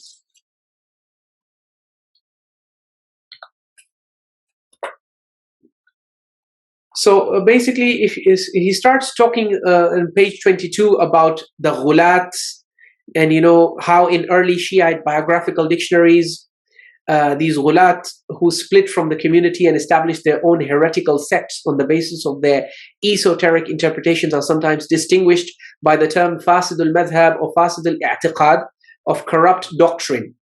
Okay, and then he puts a footnote here, as you can see. Footnote number 26, you know, he goes into, in footnote 26, he gives you a good list of some of the very famous personalities of the gulat who were discredited in the classical sources of Rijal. So you can see he's given you a good list. Even the layperson can write down these names, and then next time when you read Al-Kafi or Bihar or any book, just make sure you watch out for these names. Now, this is not a complete list, but at least these are the famous names that even the layman... Is this in his crisis? Yes, this is crisis. Okay. Yeah. This is the chapter, the second chapter on moderation or shortcoming. Right? So here on page 23, you can see he has mentioned Abu Sumayna, Muhammad ibn Ali as-Sayrafi, who is labeled Fasidul I'tiqad, of corrupt belief by Najashi, and about whom Al-Kashi in his Rijal puts in the same rank as Abu al-Khattab. Wow. Can you imagine? Abu al-Khattab, Muhammad ibn Abi Zaynab, is one of the most notorious ringleaders of the Ghulat. So he's transmitting this Kitab Sulaym. He is one of the transmitters. Kitab Muhammad ibn Ali al-Sayrafi. Kitab Sulaym is starting to make a lot more sense now. I mean, for you, yeah, because you've read the contents. Yeah. Meaning now that you linked it to him, now it's like, okay, now it makes sense. Now the lap sitting narration or the bed sleep sharing. Now it's like, okay, rather than saying Imam Ali or the Imams affirming it, Sayrafi affirmed it. Now it makes sense. Yeah, now it makes sense. So those of our viewers who are English speakers and don't have access to Arabic, you can read this very good book. I'd recommend it, by Professor Hussein Mudarrisi. Reading this book will give you, insight. At least, some of the famous names. Mufaddal bin Umar al-Ju'fi. Okay, Muhammad bin Abdullah bin Mihran. These are names you will see appearing in the chains of Al-Kafi. This Mufaddal bin Umar is that famous. Say it. You don't need to sell Al-Kafi to the Awam. This is Tawheed al-Mufaddal. Yeah. This is the same guy. Mufaddal bin Umar al-Ju'fi. Yeah, give them what they teach the Awam. Al-Kafi, the Bichara Awam doesn't know Al-Kafi. Tawheed al-Mufaddal they know. Yes. He's the author basically. Mufaddal bin Umar al-Ju'fi, the Khattabite. He's a follower of Abu al-Khattab, as you can see. Najashi has exposed him. He was a Ghali who was cursed by the Imams. Exactly. So this is on page 23, okay? Then I also want you to come to page... there is another entry, I think it's on page 35. page 34, maybe 35. Let's see. Yeah, here on page 35. This is footnote 99. So I want to show you what he's talking about first. Okay, the Imamite scholars and transmitters of Hadith in Qum, which was by now the main Imamite center of learning. Okay, Qum was the headquarters of Shi'ism in the classical period. They reacted very harshly to the Mufawwida's expansionism. You know, these Mufawwida gulat, they were trying to expand, and he's talking about how the Shuyukh and the Muhaddithin of Qum were very tough on them. They tried to contain the flow of extremist literature that was spreading very fast. The scholars of Qum began to declare anyone who attributed any sign of superhumanity to the Prophet or the Imams as an extremist. So this is very interesting for our audience to know, is that in the past, the Shia Qudama, you know, in the Qummi period of dominance, anyone who claims any kind of superhuman attribute or trait for the Prophet or Imams is considered to be a ghali. Because you see, the Qummis were closer to the time of the Imams. They had greater ma'rifah of the Imams, and they knew that Imams were not supernatural, superhuman people. They were, as the Quran says, descendants of a prophet for whom the Quran announces that he is basharun mithlukum. He is a human being just like you. See, this discussion will become very important when we come to that narration in Al-Kafi that talks about Bibi Fatima being Siddiqa Shahida, and then it adds another claim. So I'm just laying down the groundwork that will help us. Also, it's important here that an extremist, if you look at the context, is talking about the Mufawwida. Yes. So the extremists here, someone might think, oh, well, that's nothing to do with us. No, the Mufawwida actually believe what a lot of the common Shia and the scholars believe today, which is that Allah has given the power of khalq and risk to them. Not independent, dependent. To the Imams. Allah has given to the Imams. So exactly, this is in the earlier period, the scholars used to consider this ghulu and expel people from the town. Exactly, because Mufawwida, the very name Mufawwida is because of tafwid, which means delegation. Delegation. It's not. The whole point is Allah gave it. Allah delegated. Exactly, Allah gave this. So anyone who had this belief was obviously considered to be an extremist, not a good Shia. And the scholars would take them out of the city and kick them out. Exactly, they would be expelled from. So if you believed in Wilayah Takwiniya in the classical period in Qum, they would expel you from the town. They would say, you are not a Shia. You don't deserve to live in our town. Because scholars passed away recently, but he's passed away. I don't want to say I'll have a bit of thing in regards to that. A lot, scholars like scholar that passed away recently, and other scholars as well. He mentions that the issue of the thing is they've repackaged this name. Now they don't call it Mufawwida. They don't call it Tafweez. Now they give it another name called Wilayat al-Takween.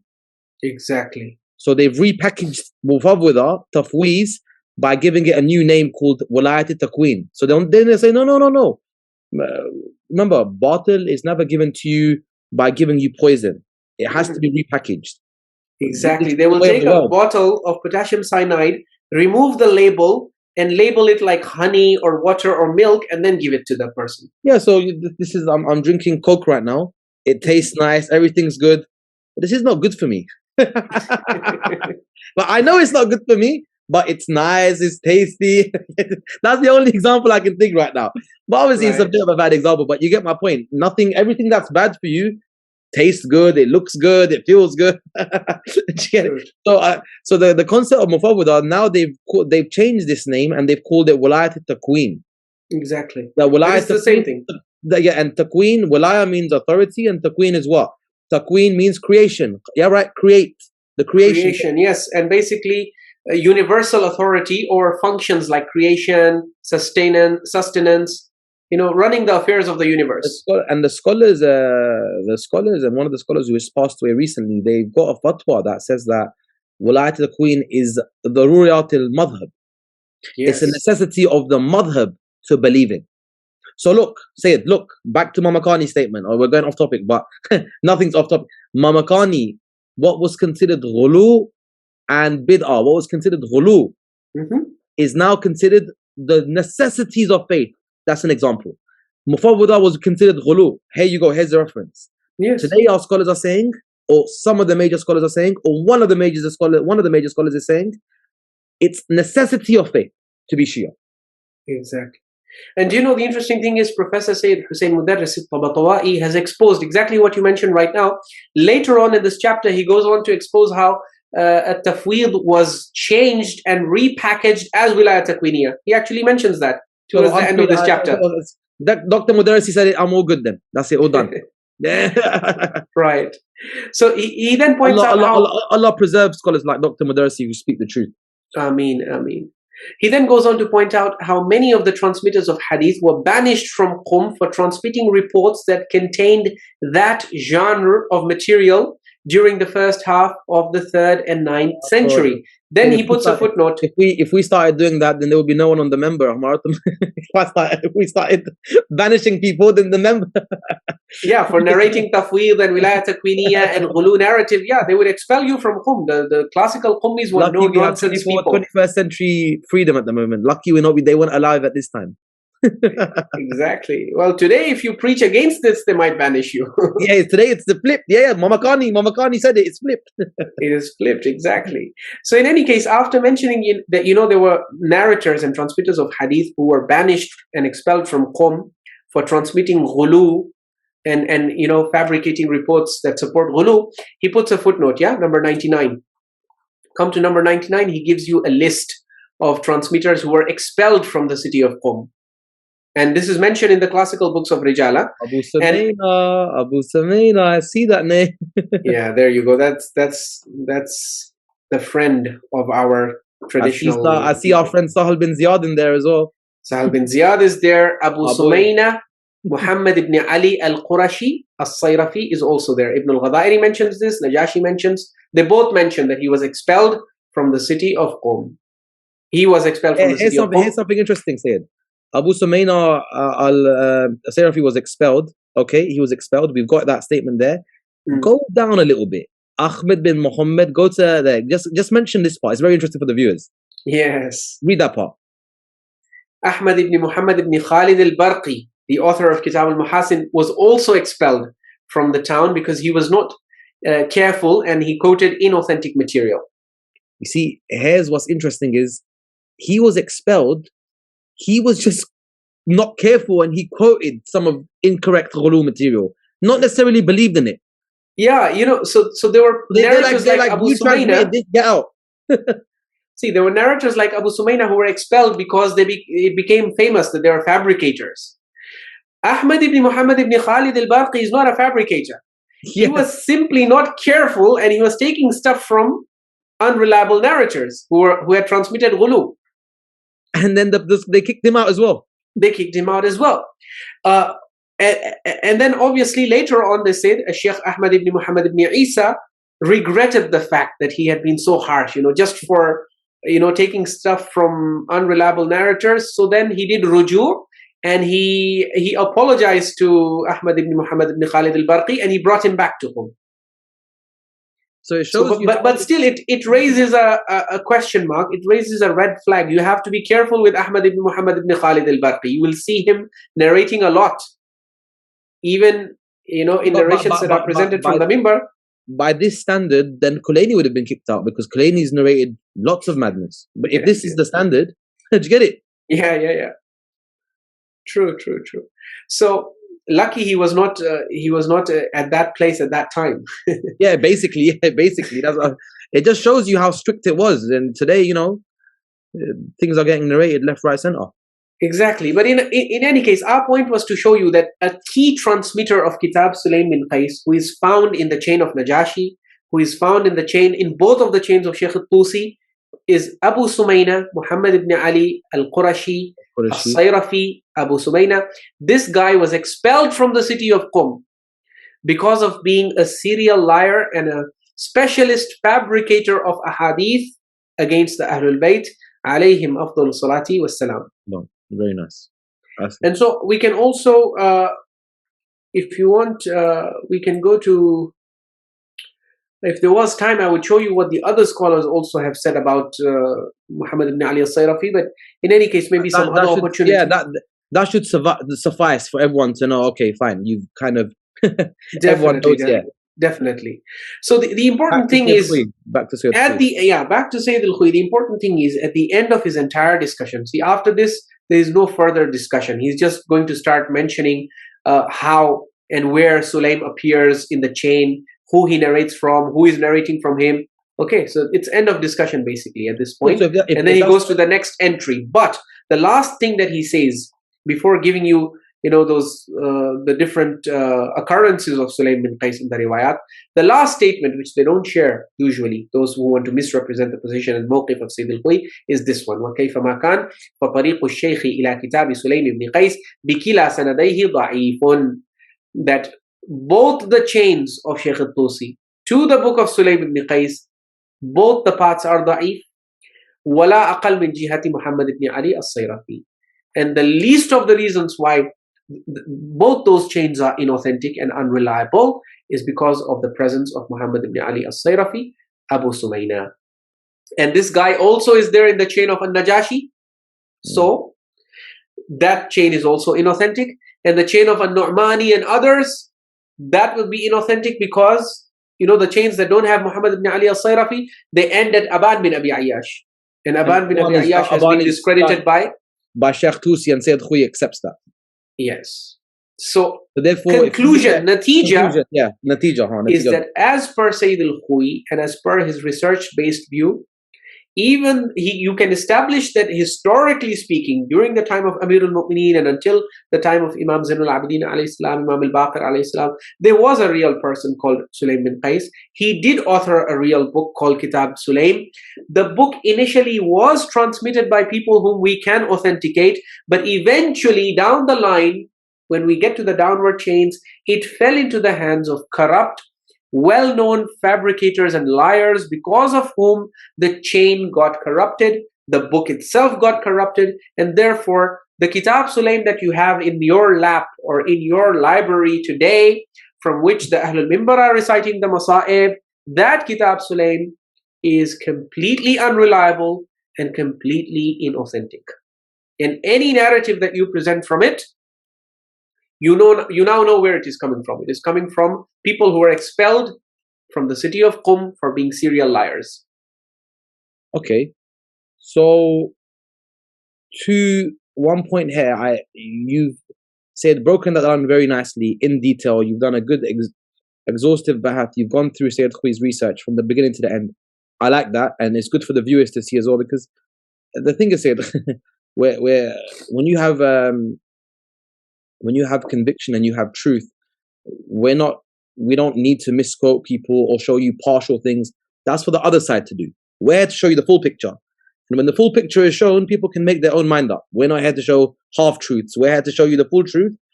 And then Allah guides who He wants to guide. Say the point I wanted to show you was that 2 points. If you could mention, if Syed Khoei, or if you've got another reference that talks about Kitab Sulaym, in terms of what you've just showed me, you said that you might have a reference for me at the end. Or before that, Syed, before you show me that, now we've talked about Kitab Sulaym, we want to just quickly link back to the incident of the door. Should I quickly just link back to the incident of the door first? Okay. No, I think this would be a good point to show the other reference that. Good. That's what I was trying to figure out. Which one would you like me to do? Okay, good. Yeah. So right. So show me that. Yeah. Could you show me that ibara? Yeah. Yeah, that ibara actually. What Syed Al-Khoei has said essentially has also been confirmed by his student, Ayatollah al-Sheikh al-Mirza Jawad al-Tabrizi, in his book Al-Anwar al-Ilahiyya fi al-Masail al-Aqaidiyya. Okay, this is a book of Q&A, question answers, with Ayatollah al-Uzma al-Mirza Jawad al-Tabrizi, the student of Syed Al-Khoei.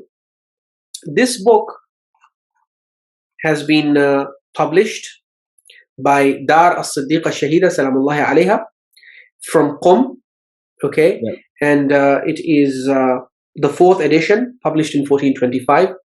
If you come to page 254,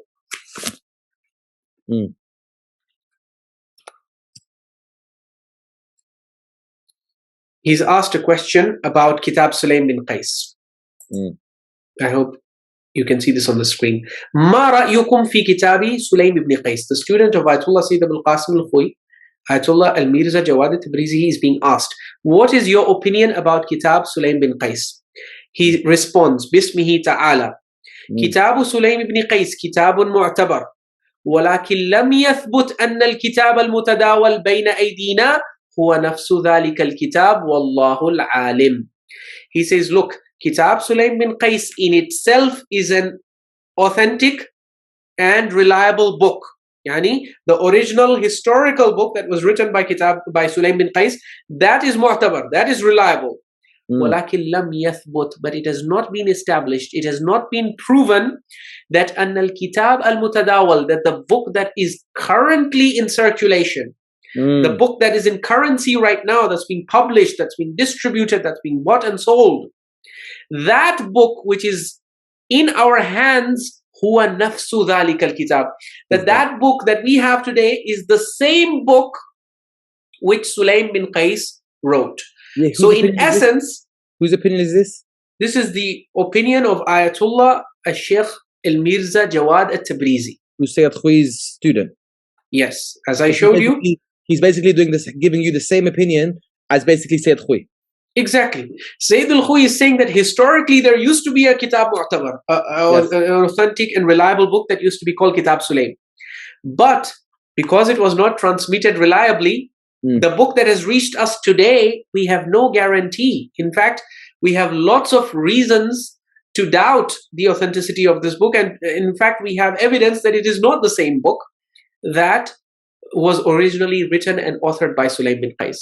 So Ayatollah Al-Mirza Jawad al-Tabrizi is confirming the research of his teacher Syed Khoei in this part of the book. He's saying that yes, Kitab Sulaym historically may have been an accurate and authentic and reliable book, but the book that we have today, from which our Ahlul Mimbar and the Zakireen are presenting the Masayib, the book that's in currency today, we have no proof that this book is the same as what Sulaym had authored. Just as we say that Allah had actually revealed a book of truth to Isa alayhi salam.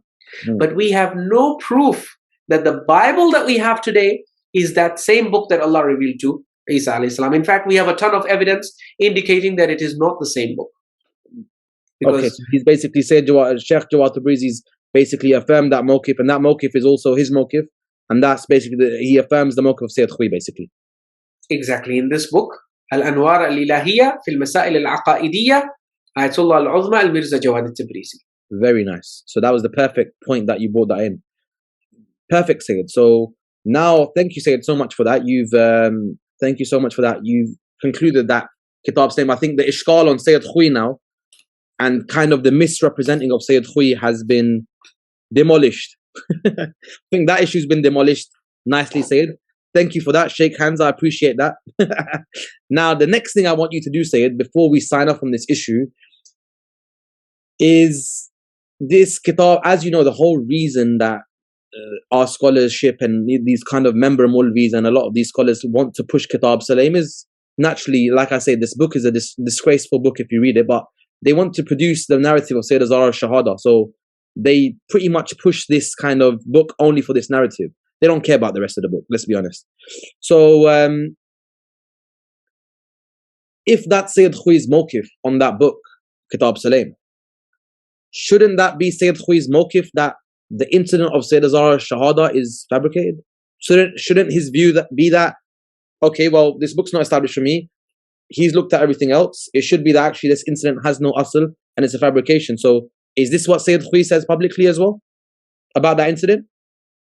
Yeah, now this is where it gets interesting, as one would say. The plot thickens here. You're very right that as per Syed al-Khoei's mabna and methodology, you cannot prove the incident of the door, because for Syed al-Khoei, sihhatu sanad, authenticity of transmission and chain, is absolutely crucial to his epistemology and also to his whole manhaj, his manhaj sanadi. You know, he goes by the sanad and he sticks to the sanad.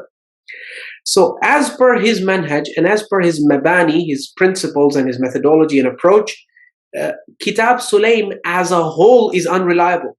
Just like, you know, how Kitab Ibn al-Ghadairi, he's unable to, you know, authenticate it, and therefore nothing in it in and of itself can stand.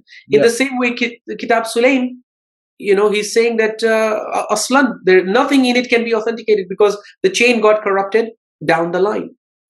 But now when you come to the question of what he was, so this is what I presented to you right now. This is where it's in Mu'jam Rijal al-Hadith. So far, all the research that I presented of Syed Khoei was from his 24-volume encyclopedia entitled Mu'jam Rijal al-Hadith wa Tafsil Tabaqat al-Ruwat. This is an advanced level encyclopedia of Ilm al-Rijal, and the research I was presenting you was from volume 9. This is obviously stuff the layman will never read, will never bother to try and access. But then, so this is where he presents his real research. All the stuff that purposely the laymen aren't shown. Yes. Because a lot of the stuff laymen can't access, but they're shown. But they're not shown. Exactly. Alhamdulillah, thanks to Al-Islaah, we've managed to show and showcase. Thanks to you. 100%. What Syed Khoei has said in his advanced level discussions. But now when it comes to public questions, there is a book in which question and answers with Syed Khoei were recorded. That book is this one. I hope you can see it. Siratun Najat fi Ajwibatil Istifta'at. Okay, yes. This is a very famous book, and it's actually written for lay people because the questions are coming from lay people. Sometimes even scholars used to write in questions because Syed Khoei was seen as the supreme merja in his time. But mostly layman questions, and the answers of Syed Khoei together. So this book has got the answers of Sayyid Abul Qasim al-Musawi al-Khoei ma'a ta'liqat wa mulhaq li samahat Ayatullah al-Uzma al-Mirza al-Sheikh Jawad al-Tabrizi. Okay, so the answers of Syed Khoei, and wherever Ayatollah Jawad al-Tabrizi, his student, feels that Syed Khoei's answer is lacking or missing something, or he disagrees with his teacher, he will also, below the answer of Syed Khoei, he will add his own commentary. Okay, I get it. Yeah. This is a multi-volume work, and the volume that I'm referring you to is Al-Juz al-Thalith. It is the 3rd volume. So in the 3rd volume of this book, if you come to page 314, okay, this is page 314, question number 980. Syed Khoei is asked, هل الروايات التي يذكرها خطباء المنبر وبعض الكتاب عن كسر عمر لضلع السيدة فاطمة عليها السلام صحيحة برأيكم?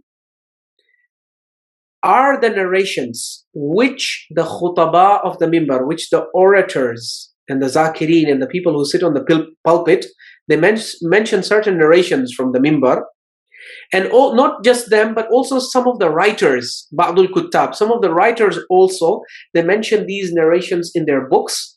Which narrations? The narrations that talk about kasru Umar li dil'i sayyida Fatima alayha salam. Narrations which talk about Umar breaking the ribs of Sayyidah Fatima salamullahi alayha when he pushed the door on her and he pressed her between the door and the wall, allegedly. Okay, so direct the questioner, Direct question. He's asking the incident of the door, basically, and the breaking of the ribs. This incident, sahihatun bi ra'yikum, is this authentic in your opinion? Very nice. Now here is where I must alert the viewer to what Ayatollah Sayyid Kamal al-Haydari, he has a whole segment in his advanced Bahth al-Kharij lecture, where he has commented on this and the response of Syed Khoei. You see, it does not befit us. We are Ninda Bachas, we are little children, so it does not befit us to be making I'm quoting to you. As we've been called, as we've been called. The term is what, Sayyid? Ninda Bacha, huh? Ninda Bacha, we are very little kids. Very nice. And we accept that. We are proud to be little kids. Let's quote the big kids. Yeah, let's quote the big authorities. Ayatollah Sayyid Kamal al-Haydari, I will request the Al-Islaah admins to link the video in the description so that people can access it. It's in Arabic, But I'll give you the summary of that video. Ayatollah Sayyid Kamal al-Haidari himself is a student of Syed Khoei, and he calls out his own teacher. He says the answer that Syed Khoei has given here is al-jawab al-diplomasi. It is a diplomatic answer. He says, in fact, you can call it hurub. Hurub means to run away. He has run away from the question. He has dodged the bullet. He has tried to skirt around the question. Basically, otherwise he would have ended up like Sayyid Fadullah. Ahsantum. So it seems you have watched that particular lecture by Ayatollah Kamal al-Haidari. I watch everything, Sayyid. So, but let me quote to you the exact language that Syed Kamal al-Haidari uses. He says that if he had given, you see, the mawqif that he has shared in Mu'jam Rijal al-Hadith, in that 24 volume encyclopedia, Syed Khoei could easily share it here or give a summary of it the way we have done. Very simple. He could have referred them back to his encyclopedia. But this is a public question which the lay people are asking, and this is going to get currency. It's going to spread, right? Everyone's going to say, oh, this is what Syed Khoei has said about this. So Syed Kamal al-Haidari says that Syed Khoei, even though the Syed Fadlullah episode had not happened in his time, but he had insight enough to know that if he were to give the correct answer to this question as per his mabani and as per his methodology, the Arabic word that Syed Kamal al-Haidari uses is ma abqaw lahu baqiya, which is a word play on what Allah in the Quran says about the adhab and what it did to the people of Thamud. Allah says, wa thamuda fama abqa. When we sent the adhab on Thamud, we left no man standing. We annihilated them. Syed Kamal al-Haidari says, Ayatollah Khoei knows that the public and the masses, if he gives them his true research-based answer, they will annihilate him. Ma yubqu lahu baqiya. They will not leave any part of him undamaged. They will cancel him, basically. They'll cancel him, yeah. So look at the answer that he gives. It's a very smart, whatever you call it, crafty, intelligent, whatever, politically correct. I need to learn learn this science. Teach me, go on. His answer. So first of all, Ayatollah Kamal al-Haidari says, ponder carefully. This question is a very clever question. He's asking a technical question. He's not asking that, is this narration which the ulama and the scholars recite from the mimbar, is it famous? Is it popular? Is it well known? He's not asking that. He's using, the questioner is using Rijali terminology. Rijali terminology. So the answer should also be in Rijali terminology. Yes. He's asking, is it sahiha bi ra'yikum? Two things Syed Kamal al-Haidari says. Ponder over the question. Number one, I want to know if it is authentic or not. And number two, I want to know if it is authentic in your opinion. I don't want someone else's opinion. What other people think, what the awam an-nas think. He's done it in such clad, he's binded him with such clad terms that you cannot escape it. You have to answer. So this is what Syed Khoei does. You see, he's walking on a very tight rope here.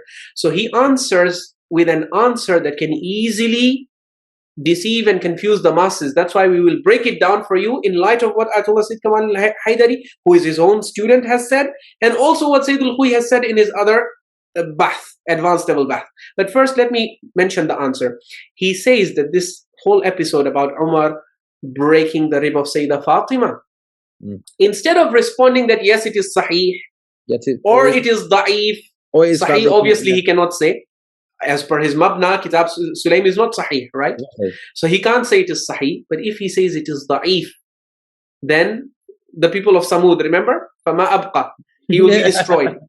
So the answer he gives is, he says, ذَلِكَ مَشْهُورٌ مَعْرُوفٌ وَاللَّهُ الْعَالِمُ. He says that episode that you are referring to is mashhur, it is famous, it is popular, ma'rufun, and well known. It is famous, popular, and well known. Wassalamu alaikum. Wallahu al-alim, and Allah knows. One line answer, and this is what Ayatollah Sayyid Kamal al-Haidari says, al-jawab al-diplomasi. This is the diplomatic answer. Why is it diplomatic answer? Because you see, a lay person who does not know who is not well researched, well read, can easily be fooled into thinking that Syed Khoei is endorsing this narrative. You see, he's saying it is mashhur, it is famous, and it is ma'ruf, it is well known. So that means it happened. Wait a minute. This is just like, you have to understand, first of all, mashhur and ma'ruf. What do you mean mashhur and ma'ruf? When a scholar says something is mashhur ma'ruf, what does he mean by that?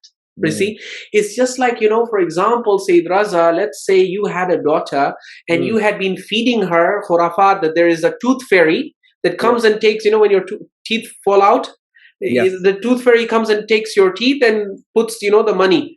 Suppose you had been feeding this, and suppose she wanted to find out the truth and she came to me. She said, I don't trust whether my father is telling me the truth or not. Let me ask you, you are a no-nonsense person. You are always exposing khurafat.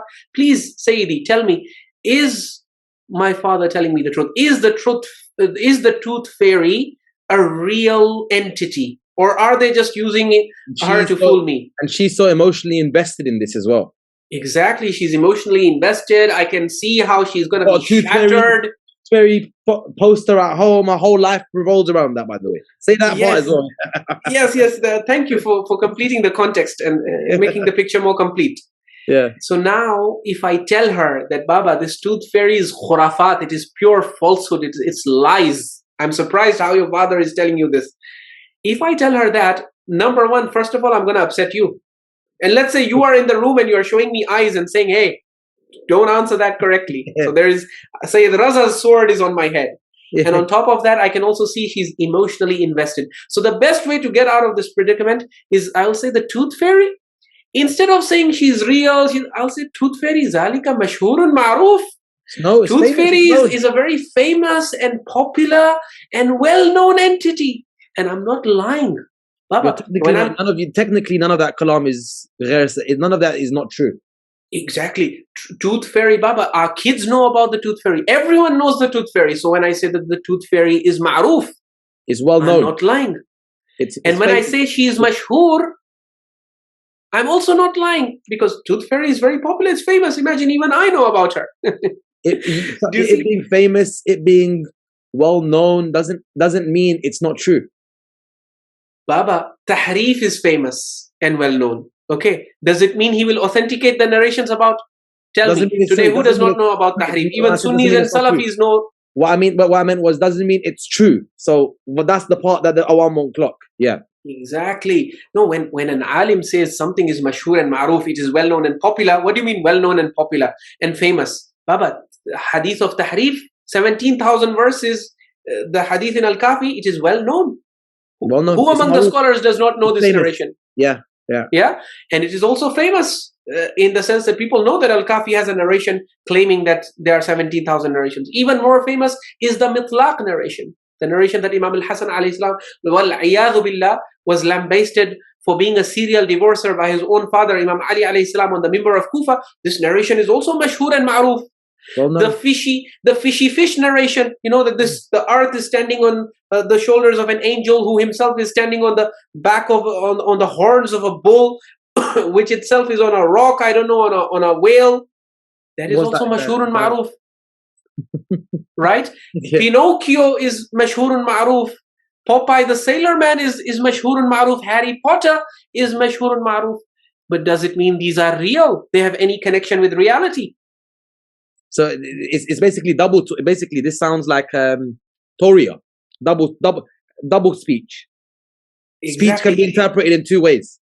It is a cleverly and intelligently crafted answer to avoid problems. You see, many people will judge Syed Khoei, but you also have to understand, when the masses are so intolerant, when they're so immature, when they're so emotional and sentimental about these things, instead of being intellectually mature and understanding that, Baba, in history this happens, narratives get corrupted, exaggerations happen, things get blown out of proportion.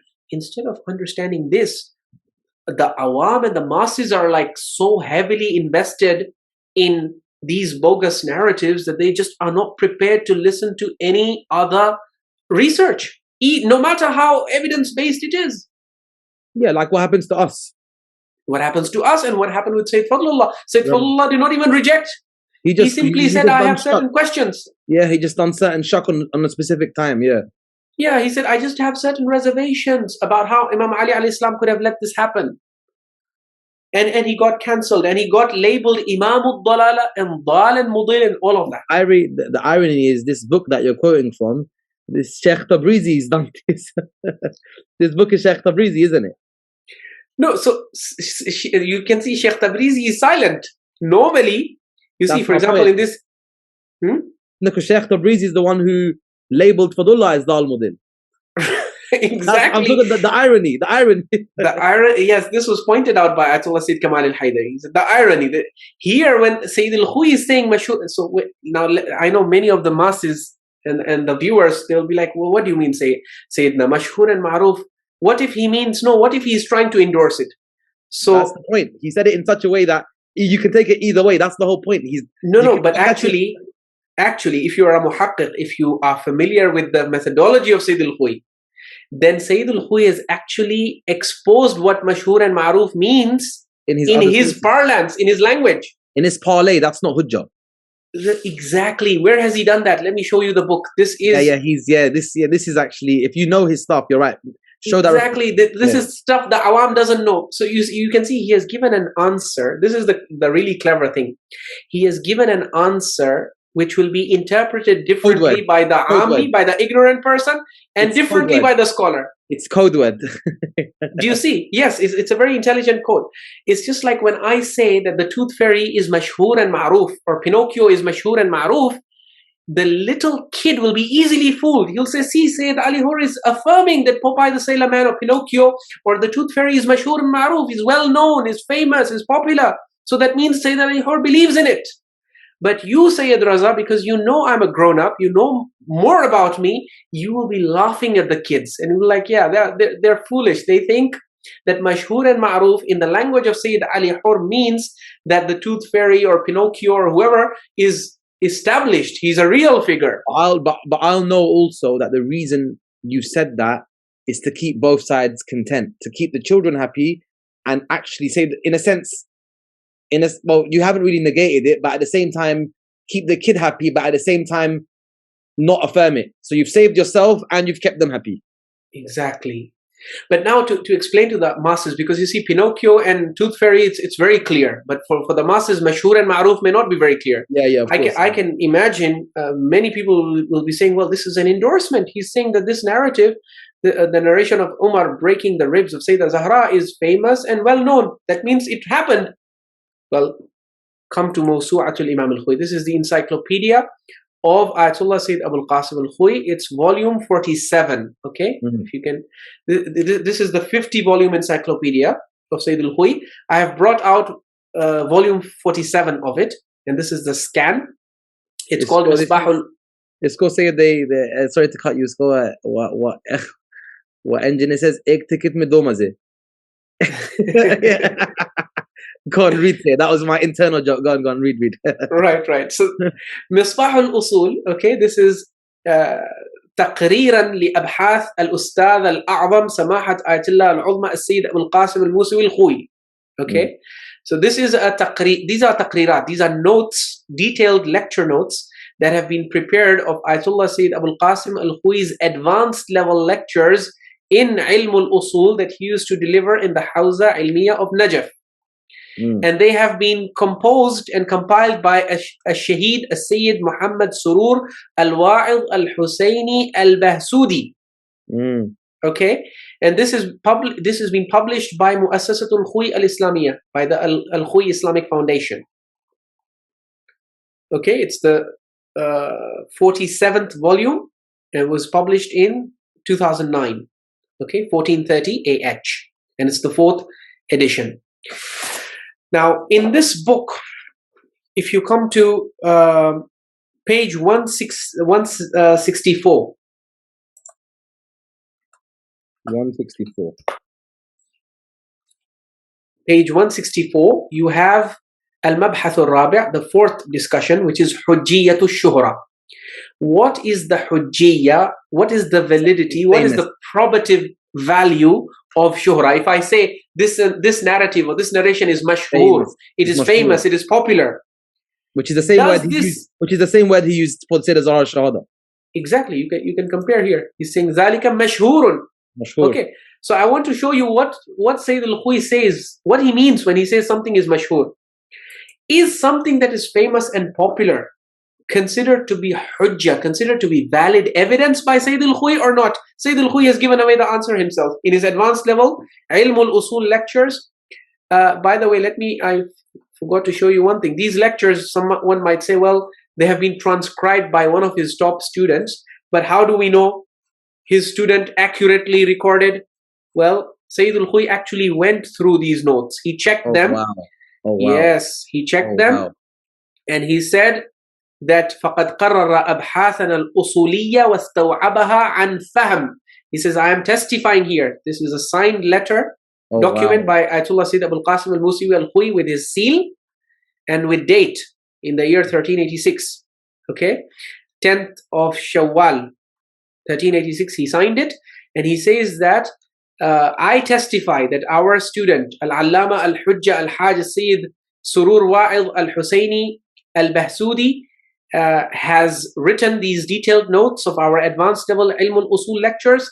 وَاسْتَوْعَبَهَا عَنْ فَهْمٍ. He has understood everything that we said, and he has وَتَدْقِيق, and he has gone really deep into everything that we have said. وَقَدْ لَاحَظْتُ جُمْلَةً مِنْهَا. And I've gone through this book and seen parts of it, especially this volume. فَوَجَدْتُهَا تَتَمَيَّزُ بِبَيَانٍ شَامِلٍ. I found it to be a comprehensive discussion. دقة في الضبط. It is a very accurate transcription of what I actually said in my lectures. There goes that ishqal. There goes that ishqal out the window. You preempted that ishqal nicely. Yes. We have to, because people, when they get desperate, they will try to. When people get desperate, what? Let's wait for the newish. Desperation will take new levels after these shows, inshallah. Don't worry. So this is when Syed Khoei in his advanced Ilm al-Usul lectures, he also discusses this. He says there are certain narratives or claims in our sources which are justified on grounds of being famous or popular. Yep. But can we really accept something only because it is popular? It's famous. Yeah. So he says, look, shuhra, that is popularity and famousness in the context of these discussions, usuli discussions, is of three types. Number one, ash-shuhra fi riwayah. One is when we say a certain riwayah is mashhur. As you can see in Surah Al-Najat, he's being asked about the riwayat that the khutaba present from the mimbar about breaking the ribs of Sayyidah Zahra. So those are, he says that riwayah is mashhur, yeah? Famous. What does it mean when he says ash-shuhra fi riwayah? Means that it has been narrated in numerous sources, and that's why it is famous. Yeah. But then he says, وَلَكِنَّ التَّحْقِيقَ عَدَمُ كَوْنِهَا مِنَ الْمُرَجِّحَاتِ. He says that my research-based view is that simply a narration being famous and popular is not sufficient to give it overwhelming probative value. It is not sufficient to establish its hujjiyah. Yes.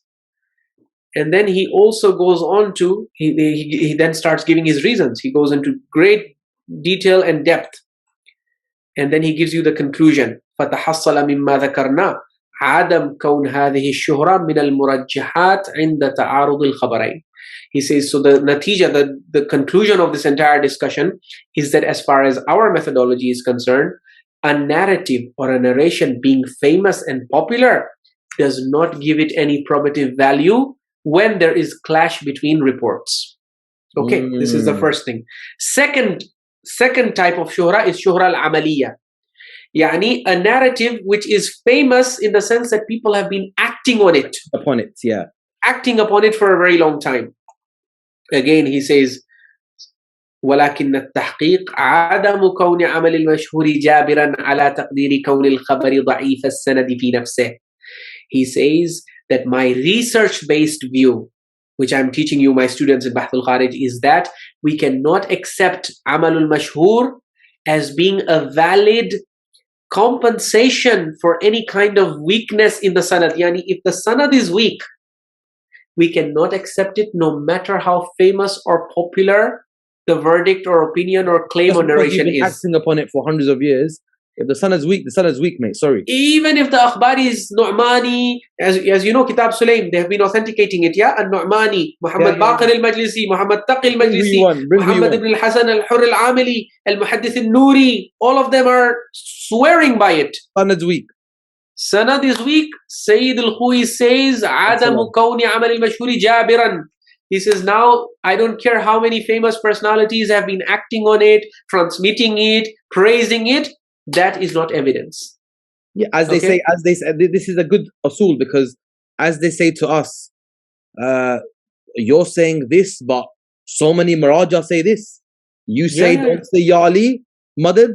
The Maraja say it. We say the point is the hujjah. The point is the evidence, not what XYZ say. Yes, and Syed Khoei is saying if the sanad is da'if, if there are liars and weak people in the chain, doesn't matter how famous or popular it is not hujjah, it is not evidence. Throw it out. And this is what he does in his buhus of fiqh. And wherever, even in buhus of aqidah, for example, or other Islamic works, you will see him applying his principles. So he says that merely being famous and popular is not sufficient. Then he comes to after, so he mentioned, at the beginning, there are 3 types of shuhra. He has already demolished 2. There is one more left. Which one? The second was amali. What was the first one? The first one was shuhra in riwayah. That was in riwayah? Okay, the first one was in shura in riwayah. The second was shura in amal. What's the third one? In fatwa. Okay. Oh, wow. So, al-qism al-awwal, the first type is shuhra fi riwayah. That's in riwayah, okay. Okay. And he discredited it here on the same page. He says that research has shown that you cannot, just because a riwayah is famous, does not make it authentic. Okay, because you have so many famous riwayat of tahrif, riwayat of al-Hasan being mitlaq, alayhi salatu wassalam. So many khurafat are famous. Does it help? Does it prove that they are evidence? No. Okay. And then, let me enlarge the size so that people can see. He comes to, so he concludes that this kind of shuhra has no value, especially when reports clash, they have no value. Okay, a shuhra riwa'iyah. Then he comes to al-qism al-thani, the second type, which is a shuhra al-amaliyah. Something has been famous in the sense that people have been acting on it for thousands of years. He says, if they have been acting for thousands of years on a da'if sanad riwayah, then that does not help the case of that da'if sanad riwayah. We have to dismiss. We have to go by the evidence. We still go by the evidence. Very good. We can't say inna wajadna aba'ana, as the mushrikeen say in the Quran. We found our forefathers doing this for 1,000 years. You know more Syed Ali Hur when you bring your Rijal standards? You know better than our forefathers? Well, according to Syed Khoei, you do. Let's carry on. And the third type is al-shuhra al-fatwa'iyah. Shuhra, that is, the fatwa is very famous. Yes. That, for example, let's say istighatha to across the curtain of ghaib is permissible. Let's say this fatwa becomes famous. Let's assume it is. Yeah, let's assume it is. It is not. We're already there. So he discusses this in detail, and then we're already there, Sayyid. We don't need to assume we're there. فتحصل أن الشهرة الفتوائية مما لم يقم دليل على حجيتها. He says, in light of this entire discussion, it has become clear that a fatwa being famous and being popular and being acted upon for so many thousands of years does not establish its hujjiyah, does not make it evidence. You can't use it as evidence just because it's popular and it's famous. So you can see he established 3 kinds. He mentioned that there are 3 kinds of shuhra. And he demolishes the probative evidentiary value of each of the 3 types of shuhra. Whether it is shuhra fil riwayah, whether it is shuhra fil amal, whether it is shuhra al-fatwa'iyah. Maulana, come back to Sirat al-Najat. What about the narrative of Umar breaking the rib of Sayyidah Zahra? ذَلِكَ مَشْهُورٌ. So now, Sayyid Raza, if you are an ammi, if you are an ignorant person, you have not studied ilm al-usul, you have not studied the writings of Syed Khoei, you will look at this and you will easily get fooled. And you say, if you're a nanna bacha, you'll be like, oh, okay. Ahsantum. If you are a real ninda bacha, not like us, we are also ninda bacha. Asli. But we are ninda bacha who have done a little bit research. A little bit, little bit, just a wee bit. So if you are a small kid who has done no research at all, you will look at this statement and you will say, ذَلِكَ مَشْهُورٌ مَعْرُوف. He's saying it is famous, it is popular and well known. So therefore, the incident happened. But the muhaqqiq, Al-Mirza Jawad al-Tabrizi and Syed Kamal al-Haidari and even Syed RAZA will be laughing at you. You'll say, Baba, you have not read the Encyclopedia of Syed al-Khoei, you've not attended his advanced Ilm al-Usul lectures where he clarifies that mashhurun ma'ruf is valueless as far as evidentiary matters are concerned. Anything that is popular and famous, but its sanad is weak and da'if, throw it out.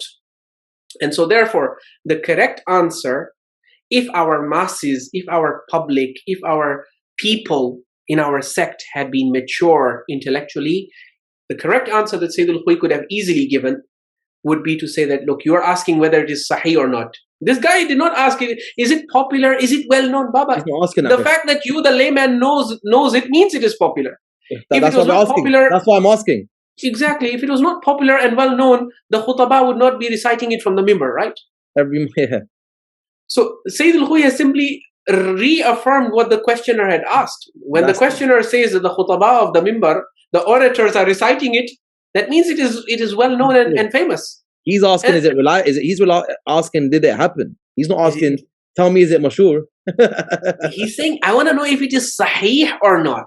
And he's used fiqh term there. He's used very Islamic term there, sahih. So what was the correct answer of Syed Khoei, the research-based answer? وَكَيْفَمَا كَانْ فَطَرِيقُ الشَّيْخِ إِلَى كِتَابِ سُلَيْم بِن قَيْس بِكِلَا سَنَدَيْهِ ضَعِيفٌ. The correct answer is would have been that the sanad is da'if. Because he's asking, is it sahiha? That would have been the court, that would have been the answer he would have given in court. That would be the answer that you would have given in court, and even among his students, among the close circle of his students, to Mirza Jawad al-Tabrizi and public beyond couture, siyasi beyond couture, like that. It would have been, that would have been. Exactly. So you can see he has given a very smart, intelligent, politically correct answer, as they would say. Al-Jawab al-Diplomasi, as Ayatollah Syed Kamal al-Haidari. Syed Kamal al-Haidari actually then goes on to say this is hurub. This is running away from the question. Because the questioner was not asking you, Maulana, whether it is famous and well known or not. Everyone knows it's famous and well known. The question is it sahih? Now, sahih, he has answered the question in his encyclopedia. But you can see when the Maraja, see, now you'll have to go and watch my lecture on why Maraja are silent. You will have to, that is where I have explained that because of the immaturity and intolerance of our masses, our Maraja have to answer like this, unfortunately. And I and you and everyone should pray for the day when our masses grow up and they become intellectually mature, so that our scholars don't have to give these kinds of diplomatic answers. The way also I pray for a day when our scholars are independent financially, so they don't have to depend on the emotions of the people and can speak the truth regardless. Absolutely. As Shahid Sadr himself says, I'm not saying it, Shahid Sadr himself says, we're dependent on the awam financially. Exactly, because for example, imagine if Ayatollah Sayyid Abul Qasim al-Khoei had said over here, what Ayatollah Sayyid Muhammad Hussain Fadlullah said later on. In fact, Ayatollah Muhammad Hussain Fadlullah did not even say that much later on. He just said that, I don't know, I have a bit of doubt. That's all he said. Yeah, but imagine Sayyid Raza, try to visualize if Sayyid al-Khoei had given, just copy paste. Today with technology we can do that. Just copy this part, okay, from his 24-volume encyclopedia, copy it, okay, come to Siratul Najat and paste it over here. Yeah, that would have been the end of it. That would have paste it over here, okay? Yeah, what, according to Ayatollah Syed Kamal al-Haidari, وَثَمُودَ فَمَا أَبْقَى مَا يُبْقُونَ لَهُ بَاقِيَ. The public would have not left any part of him standing. So this is, Wallahi wa sharrul baliyati ma yudhik, as the Arabs say, that the worst tragedy is the one that makes you laugh. He would have gone from Imam Syed al-Khoei to Dal Mudil.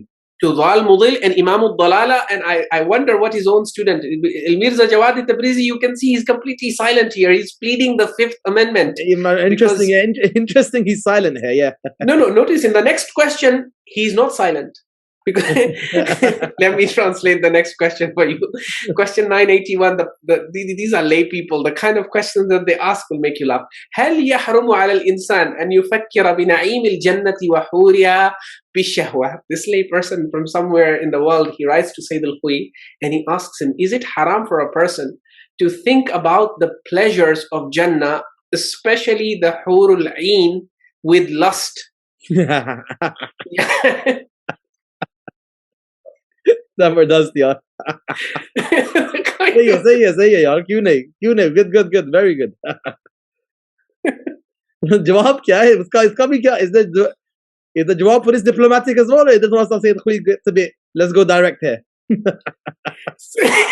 इधर भी diplomacy है या इधर कोई direct जवाब है right so al-Khoei Syed Khoei this is his answer he says لا يجوز التفكر you're not allowed to think about this, right? Yeah, you know. Syed Ali Hur. They can't control this. Yeah, these are the kinds of questions our scholars are put through. But anyways, he responds by saying, لا يجوز التفكر في الحور عن شهوة. It is not permissible to think about the حور العين. You're not allowed to think about. Very good. Okay. With lust. With lust. Right. Wallahu al-alim. But Al-Mirza he comments, huh? Let's hear the commentary, the sharah. So he adds, he says, يضاف إلى جوابه على الأحوط إذا لم يمني وإلا فلا يجوز. He says that Syed Khoei's answer is incomplete. I need to add to his question, to his answer, the statement that as a matter of ihtiyat, if he does not ejaculate, then it is permissible. But وَإِلَّا فَلَا يَجُوز. But if he is in fear of ejaculating, then it is not permissible. मतलब इतनी दिक्कत, like you can see on issues like this, Jawad Tabrizi is being so advanced mode. But the tragedy that happened one question before, pleading the fifth. Yeah, exactly. Hur al-ain wala sawal pe, Jawad Tabrizi is like, hold on, no. On this one, as long as you can think about it, as long as you don't ejaculate. That yeah. Like so much dikka. But the Titanic that just went above, Titanic, he just looks the other way. No, actually, yeah, he looks the other way. And actually, let me tell you something. In the beginning, in volume 1, Al-Mirza Jawad Tabrizi has actually written in the introduction that if I fully agree with Syed Khoei on something, I will remain silent. So wherever you don't see me adding anything, it means I fully agree with Syed Khoei. Fair enough. Nice disclaimer there, Syed. Fair enough. No, so if he agrees with Syed Khoei, this is a problem, because if he agrees that it is mashhurun ma'ruf, why is Syed Fadullah al-Mudil then? Exactly. Mashhur ma'ruf means it is like the tooth fairy. The narrative of Sayyidah Fatima's rib being broken is a myth. It's a popular myth. It's a popular myth, but it's still a myth. Yeah, because if it was not a myth, he would be saying Sahiha, naam sahiha. Yes, it is sahiha. So even him staying quiet on that, Jawad Tabrizi is now problematic himself.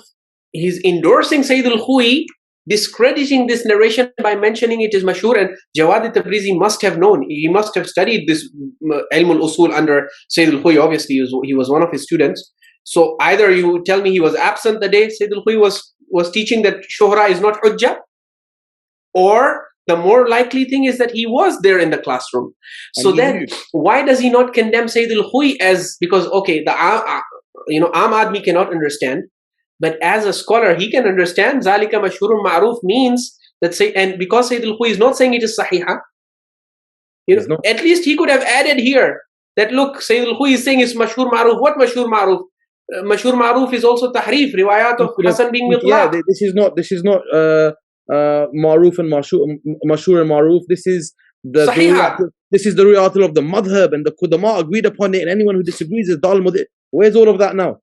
But he doesn't dare to challenge Syed Khoei, because you see, Syed Khoei is not a soft target. Well, Syed Khoei is not a soft target. Soft target is Syed Ali Hur al-Islaah online. Well, that's much. You've jumped the gun. The soft target for Al-Mirza Jawad Tabrizi was Ayatollah Sayyid Muhammad Hussain Fadlullah. Very nice. So he basically, with both claws, he went after him. Wal-'iyadhu billah. But yeah, see his complete silence over here. ذَلِكَ مَشْهُورٌ مَعْرُوفٌ وَاللَّهُ الْعَالِمُ. He has nothing to add. But on the question about whether you can think about Hurul Ain with This one lust, he gives full commentary. This one he's like, I need to talk, I need to get into this. Is, you know, I can't have the person going home thinking it's not allowed. You can think about it as long as it's not with lust, just don't ejaculate. This one's very, he's catching yeah, because he said, no, Syed Khoei has said, لا يجوز التفكر في الحور عن شهوة. You're not allowed to think about the hur with lust. He hasn't answered with enough depth, so I need to go to detail with this one. Exactly. I need to create a distinction that, okay, you can think about the Hurul Ain with lust so long as you don't ejaculate. And if you're going to ejaculate, then it is not permissible. And the Titanic that just passed before that, he just... yeah, he's just like, no, obviously, he's not a soft target, you see. So, Syed Khoei, to label Syed Khoei Imam al-Dalala, and especially after his death, to label the Imam of the, he's Imam al-Khoei, remember? Yeah, he's Imam al-Khoei. Yeah, so that is why to label him as Dal Mudil, Imam al-Dalala, that was just not... So with different, depends on who the target is. If it's going down to a lower qiyas, if it's Syed Ali Hur, he's Dal Mudil. If it's Syed RAZA, Dal Mudil. If it's an Ayatollah, it's Ijtihadi Khata. Yeah, the softer the target, the more you can abuse and accuse. The softer the target, the more you can abuse and accuse. The harder the target, if the target is really hard, like Syed Khoei, just don't say anything, move away. Very good, Syed. So I think that is now a comprehensive jawab, research from every angle of Syed Khoei's mawqif. And I think is there anything more to add on this from yourself, Syed, or I think that's pretty much it? Well, all I wanted to show you is how he has demolished the probative force and the hujjiyah and evidentiary value and weight of everything that's simply based on shuhra. So Kitab Sulaym and the whole narrative of the incident of the door, it may be popular, it may be very famous, it may be well known by the masses, but ultimately, as per the mabna of Syed Khoei, as per the methodology of Syed Khoei, you have to look at the chains. So if the chains are inauthentic, as he himself has declared in Mu'jam Rijal al-Hadith, as you can see, it is bikila sanadayhi da'ifun. And wait, I can also show you from Al-Mufid. This is a very useful book. Al-Mufid min Mu'jam Rijal al-Hadith. That's the khulasa of his judgments on the narrators by his student, right? Yeah. Right, Jawahiri, right? Yeah, this is by Jawahiri. What's his name again? Who wrote that? Yeah, this is by Ayatollah Sheikh Muhammad al-Jawahiri. Jawahiri, yes, his student. Yeah. He does khulasa of Khoei's mu'jam in terms of the judgments. Right. And so if you come to his entry on Kitab Sulaym. Okay, so this is his entry on Kitab Sulayn bin Qays al-Hilali min ashabi. Here, Ayatollah Sheikh Mahdi al-Jawahiri is giving you a summary of Syed al-Khoei's research on Sulaym bin Qays and his book. So Syed al-Khoei affirms that he is min ashabi Ali, he's among the companions of Ali alayhi salam, and al-Hasan alayhi salam, al-Hussein alayhi salam, al-Sajjad alayhi salam. Syed al-Khoei further affirms that he is a thiqa. He's in himself, Sulaym bin Qays is a trustworthy transmitter. Lahu aslun mu'tamadun sahihun kullu ma fi. He had a book, okay, he had a notebook, which is called Kitab Sulaym bin Qays, which is mu'tamad, which is reliable, it is sahih. Kullu ma fihi, everything in it was authentic. Oh, okay. وَلَا وَجْهَ لِدَعْوَى وَضْعِهِ أَصْلًا. There is no scope for arguing that the original Kitab Sulaym was a fabrication, as Ibn al-Ghadairi has tried to claim. Fine. But طريق الشيخ إلى كتابه بكلا سنديه ضعيف. The chains of Sheikh al-Tusi to Kitab Sulaym bin Qays, with both of the chains that lead to it, are ضعيف. They are weak. And because they're weak, yeah, they have no hujjiyah. No matter how famous and popular they become, even if the whole world finds out about this book and it becomes well known, doesn't matter. It is inadmissible as evidence. If Syed Khoei was sitting in the court as a judge and following his mabna of Rijal, and you came as a lawyer, as an advocate, and you tried to prove anything from Kitab Sulaym, he would say dismissed. Why? He would say because there is no authentic chain for this book. You don't say that last reference, that reference you gave of the Mufid by Syed Khoei's student. That's very good because that's the student is giving you the khulasa of Syed Khoei's view. Yeah, that's what I like about this book, is that if there is Very ever useful. any doubt about what Syed Khoei is actually trying to do in a certain entry, you can always consult this book. Like you've just you've just basically concluded that what you've just, even though you went through Syed Khoei's al-Bahath, if someone still tries to argue, no, you didn't understand Khoei, and Khoei wasn't trying to say that, here you go, his students agreeing with exactly what we just said. Exactly. He's presenting you a summary in few lines. Okay. We simply we had to go into a lot of detail because, we know people will selectively misquote and they misuse and abuse Syed Khoei's writing. Otherwise, Syed Khoei's research is not that complicated. We didn't have to go so long. But because we know people misuse it, that's why we had to stop at each point and show. And finish it. And this is the last kind of arrow. Yeah, but actually it's so simple. You can summarize it in 3 lines. That Sulaym bin Qays al-Siqa, the book historically did exist and it used to be authentic until it found its way to Sheikh al-Tusi. In the middle, there are kadhab narrators, because of which the book got destroyed. So the book today that we have today is unreliable. It's unreliable, and you cannot present anything you present from it. It's now in question. Now it's questioned. It's not only in question, it's inadmissible as evidence. Remember, Syed Khoei's mabna is Adam Hujjiyat al-Mashhur. Anything that's only famous and popular, but the sanad is weak, it is not evidence. You can't call it evidence. So when we go by Ghudairi and Sistani's view, this is now obviously more advanced level research, but even Syed Khoei still reached the level where this book was inadmissible and it was not reliable and it cannot be relied upon, even according to Syed Khoei. So now, Ahsantum, you put it very beautifully. We can conclude by saying that there is no major difference. Despite the difference in methodology, the outcome still came the same. Between Syed Khoei and Sidi Sistani, the outcome and natija and conclusion of both these, on a practical level, is today's Kitab Sulaym book can't be relied upon. Both of them are agreed on this. Yeah. Only difference is Syed Sistani would say because of the upper chain. I mean, he would agree with everything Syed Khoei has said about the lower. Aslan, this book is. Yeah, because Ibn al-Ghadairi has said that Aban bin Abi Ayyash is the fabricator. That's why I said that on a practical level, the book today, both would agree, regardless if we're saying the original book, this book, we're both saying this book is useless. It's useless. Yeah, that's why I showed. Sirzar Shahada cannot be proven. That's why I showed you fatwa of Sidi Sistani, his officer. They said, they were asked about Kitab Sulayn bin Qays. He said, Fi sanadihi ishkal. The sanad is extremely problematic. And as far as Syed Sistani's public view and what he says, we'll leave that for another day. As we've discussed Khoei and you've broken down what the public bayan is, we can kind of do qiyas and understand what Sistani is doing in his public bayans as well. Exactly. The tragedy with our scholarship is that because of the immaturity of the masses, and as you are always quick to add, the lack of intellectual courage within the scholarship, you will always have 2 views that scholars will, on every controversial issue or on most controversial issues, you will see there is a research-based view that the Maraji and Mujtahideen will share with their elite students in Bahthul Kharij behind closed doors and in their advanced level lessons. That's their real research. As I showed you, Mu'jam Rijal al-Hadith, volume 8. Closed room research that no one benefits from apart from advanced elites.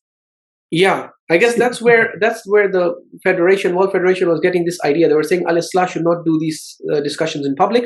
They should have these discussions with our traditional scholars behind closed doors. We are going to set up an institute, a special think tank or research institute, where you can visit that institute. So all this we presented about Fatimiyya this year, they would want us not to discuss this in public, but to go to that research institute and discuss it with, some Qum and Najaf graduates who are over there. And the issue is what we are discussing is known to them. Yeah, you see, but the problem is that we want the judgment, and what we want is we want to take our case and not present it to scholars, because scholars from every sect or scholars within the sect have already got a mawqif and they've been trained around that mawqif. We want to present this evidence to the awam and let the awam judge. This is their side, this is our side. You choose who's right, because guess what? Religion is not as complicated as you've made it. So when the awam see all the research, the awam will say, actually, this is quite easy. Why was I told religion so complicated? Why was I told the Quran's complicated? Why was I told Hadith so complicated? It's actually it's not that complicated. In fact, you make it complicated by using specific terms, istilahat, terminologies that we don't understand. But in reality, after seeing both sides of the evidence, it's clear what the truth is and what's batil. That's what we want. We want to empower the awam so they can choose. We don't want to talk to scholars so that scholars can then turn around and twist, because every sect can do this.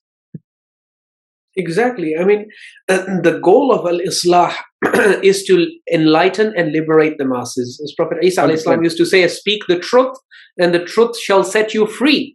Why are you scared of the truth? Why do you want to confine the truth and good researches to behind closed doors? Elites in closed doors. And those elites will just probably try to refute you anyway. And even if they accept it, what difference does it make? Unless you bring it to the ground level on the... So behind closed doors, the elites will say, yeah, your research is correct. I'm giving you an example.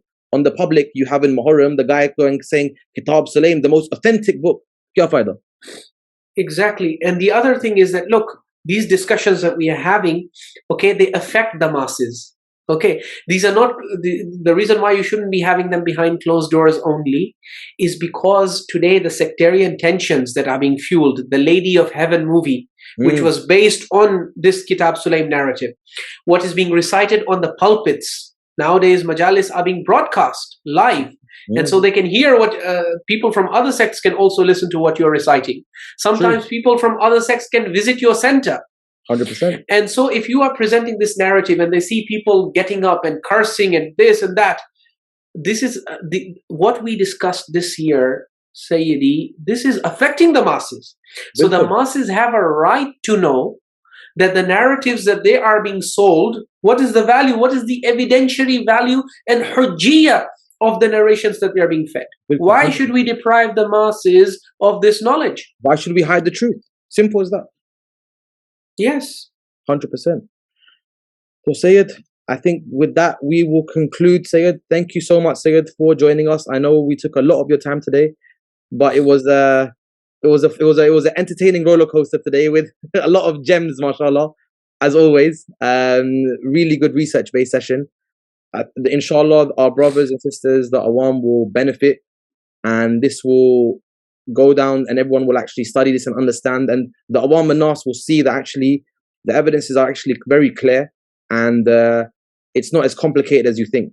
And next time in the future when people recite or mention Kitab Sulaym, straight away they kind of alert goes on like, hold on, did you say Kitab Sulaym? No. We don't accept this book. And Syed Khoei's mawqif had to be represented properly because he has been misrepresented. So I'm really glad, Syed, that you clarified his because he's one of our research scholars, and if he's been, doesn't mean we have to agree with everything that he says, but if he's been misrepresented, we have to clarify, especially on issues like this. Yeah, I just want to add one thing to what you had mentioned, which is that you mentioned that how from now on, when the public hears the word Kitab Sulaym, an alarm bell should ring. I would fully agree with that, but I also want to remind you that not only should the alarm bell ring when you hear Kitab Sulaym, because nowadays Kitab Sulaym has received such a bad rep in the higher level hawza that now even the lower level mullahs, whenever they mention Kitab Sulaym, they're very restless and nervous. So like this Maulana I saw in the Mimbar in the West, he was saying that he deliberately went out of the way to say that no, we are not basing on Kitab Sulaym. Even though Kitab Sulaym is authentic, Sulaym was trustworthy, that, I'm going to bring you Sunni books. Yeah, this requires your 100%. This is another game. So I want to confirm something. If you are watching, not only should the alarm bells ring when they mention Kitab Sulaym, alarm bell should also ring the moment they mention the breaking of the ribs or the incident of the door, because remember, if there existed any authentic, you see this question over here that was put to Syed Khoei, they are not asking about Kitab Sulaym. They are asking about what the Ahlul Mimbar and what the writers share about the incident of the door in which Umar broke the ribs of Sayyidah Fatima. Very direct. Yes. He's not asking about Kitab Sulaym. He's not asking about Kitab Sulaym. So he's asking about the breaking of the ribs and the incident of the door. So as a viewer, you should understand that if there existed even a single sahih, authentic chain as per Syed Khoei for this whole incident, not just for Kitab Sulaym. Kitab Sulaym is one, it's the earliest, most important, primary, contemporary source. There are other sources, Sunni and Shia alike, where this narrative of the incident of the door is mentioned. Syed Khoei has looked into all of that. And after looking into all of that, if there existed even one Sahih chain, Syed Khoei would be mentioning it here. But the fact that he's not able to mention any Sahih chain and instead has to hide behind it being famous and popular, like the Tooth Fairy, that shows you that not only is Kitab Sulaym something that should raise red flags with you, the public, but rather the whole incident of the door, whenever it is narrated, you should remember that Syed Khoei has said that it is just a popular and well-known myth. Because he has already clarified in his Mawsu'ah that shuhra has no hujjiyah. Shuhra, something being famous and popular, is not evidence. So if it is not evidence, it is a myth, right? And so if it is a myth, it cannot be relied upon. So not only Kitab Sulaym, but according to Syed Khoei, the whole incident of the door. And that's why we go back to your point. Nowadays, our speakers are being smarter. They know that Kitab Sulaym has a bad reputation. So they say, we'll go to Sunni sources. That's another alarm bell. When you start going Sunni sources, it means you have nothing in your own sources. Exactly. But the minute you say, let's go to Sunni sources doesn't have this anyway. And what they have at maximum is a threat. And we've dealt with that, at least in a summary basis. But Sunni sources, Aslan doesn't have an attack with chains that are reliable. That the attack happened and they hit and killed. That actually only exists in 12 Turath. The fact that you don't want to go 12 Turath tells me and shows me that you have nothing. No, but when the Maulana goes, I can prove it from Sunni books. Say no. Maulana, prove it from your own sources, please. Leave them Sunnis. Go show it from your own sources. Yeah, you can tell them as a public. You can tell them we're not Sunnis, right? We're not Sunni. No, give us from our sources. We don't follow Bukhari, right? Yeah. We don't follow Bukhari. Why suddenly are you quoting me Sunni sources? Our whole lives you told us their sources are corrupted. We have the truth, right? Let's go to the truth then. Yeah, but the problem is your books have been admitted by your own scholars to be unreliable as far as this narrative are concerned. So yeah, but that's the thing that we don't want to show. We just want to show that. So show it from your own sources. Don't go. The minute you say Sunni sources, it means that dal mein kuch kala hai. But you see, they're so clever. You know, the way they do it, they always try to make it look like, hamara hisab to clear hi hai. They try to make it look like our narrative is strong. Our one's already established. Now we're just showing it for the Sunnis. Yes, they will. But you haven't established your one yet. Exactly. That's why Sayyid Raza, we could have started with Sunni books. We have all the Sunni books, Tabari, Al-Baladhuri, all of that we have. We know their sources. Yeah, we know their sources. Yes. But we did not start with Sunni sources. We are starting with Shia sources.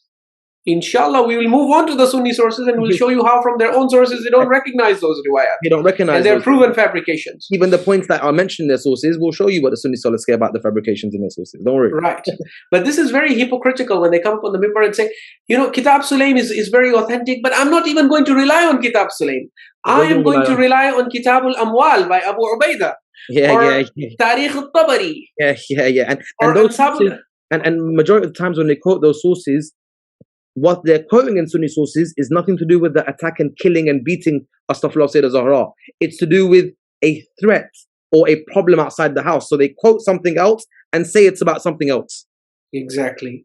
Or they will do, as we will show inshallah ta'ala, when they look at those statements that are attributed to the first Khalifa Abu Bakr, where he expresses regret or leaving the house of Bibi Fatima salamullahi alayha exposed.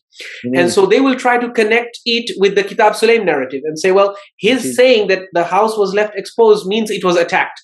Whereas the reality is, if you authenticate the narrations where Abu Bakr is expressing regret, he's simply expressing regret at allowing a threat to be issued. That's what he means when he says, I left the house exposed, meaning I allowed people to go there. Yes. And intimidate and raise their voices. Forcing your narrative on the text rather than letting the text speak for itself. Yeah, but the problem is your narrative is fabricated. So if you're going to rely on exactly. So before you start relying on theirs, prove your narrative first. If you can't prove your narrative, then what remains is our narrative, which is an altercation and a threat. Exactly. Your narrative aslan hasn't been proven yet. So why are you building upon something which hasn't been proven? Exactly. Oh yes, these are red lines, and obviously we can go on about this for a long time.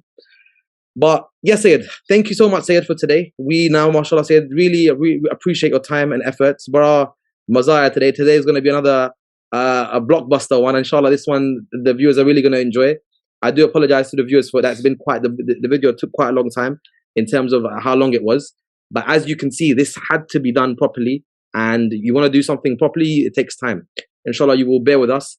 Syed, inshallah, we hope to have you back very soon to discuss more of these kind of topics. Any final messages, Syed? From me, it's salam. Any messages from you? Yeah, from me, it's salam as well. And just a further call to our masses to, wake up and start taking these things seriously and to understand the implications. This is the unity of the Muslim Ummah, which is at stake due to these false and fabricated narratives. If these narratives were 100% authentic and qat'iyyu sudur, we wouldn't care about unity, because truth is more important than unity. I mean, after all, we are also accused oftentimes of creating division within our communities, because when we present superior research, then people get divided into two camps. And they say, we want to follow al-Islaah research. Someone says, no, I want to follow traditional research. So that also creates division. But that does not stop us, because we say, when we know truths that are known to be to be true with 100% certainty, then we cannot compromise with those. The last point of that, if that was the case, we would just deny anything happened outside. We would say, no, actually nothing. We could take the traditional Sunni view that many of them take and say nothing happened. Nothing happened, exactly. But no, we could do that as well. yeah, but we're not interested in that. We're not interested in appeasing people. We're interested in truth and research. Simple as that. Yes, and the truth and research only shows that there is some degree of circumstantial evidence that there was some dispute outside the house. Voices were raised, threats were issued. Zubair in one report was subdued, but that's it. After that, because the Banu Hashim stopped gathering in that house, there was no need to take any further action against them. That's it. So, Syed, inshallah, we will conclude there. Thank you, all the viewers, for watching our show. And inshallah, like and subscribe on the channel. Inshallah, we will be seeing you soon for another session. Not sure what the next one will be, whether it will be a continuation. Syed Dr. Ali Hur will probably have some more mind-blowing stuff for us ready. I'm going to try and get over today's one. We need a bit of time, inshallah, but inshallah, Allah guide us all. Thank you so much for tuning in. Assalamu alaikum wa rahmatullahi wa barakatuh.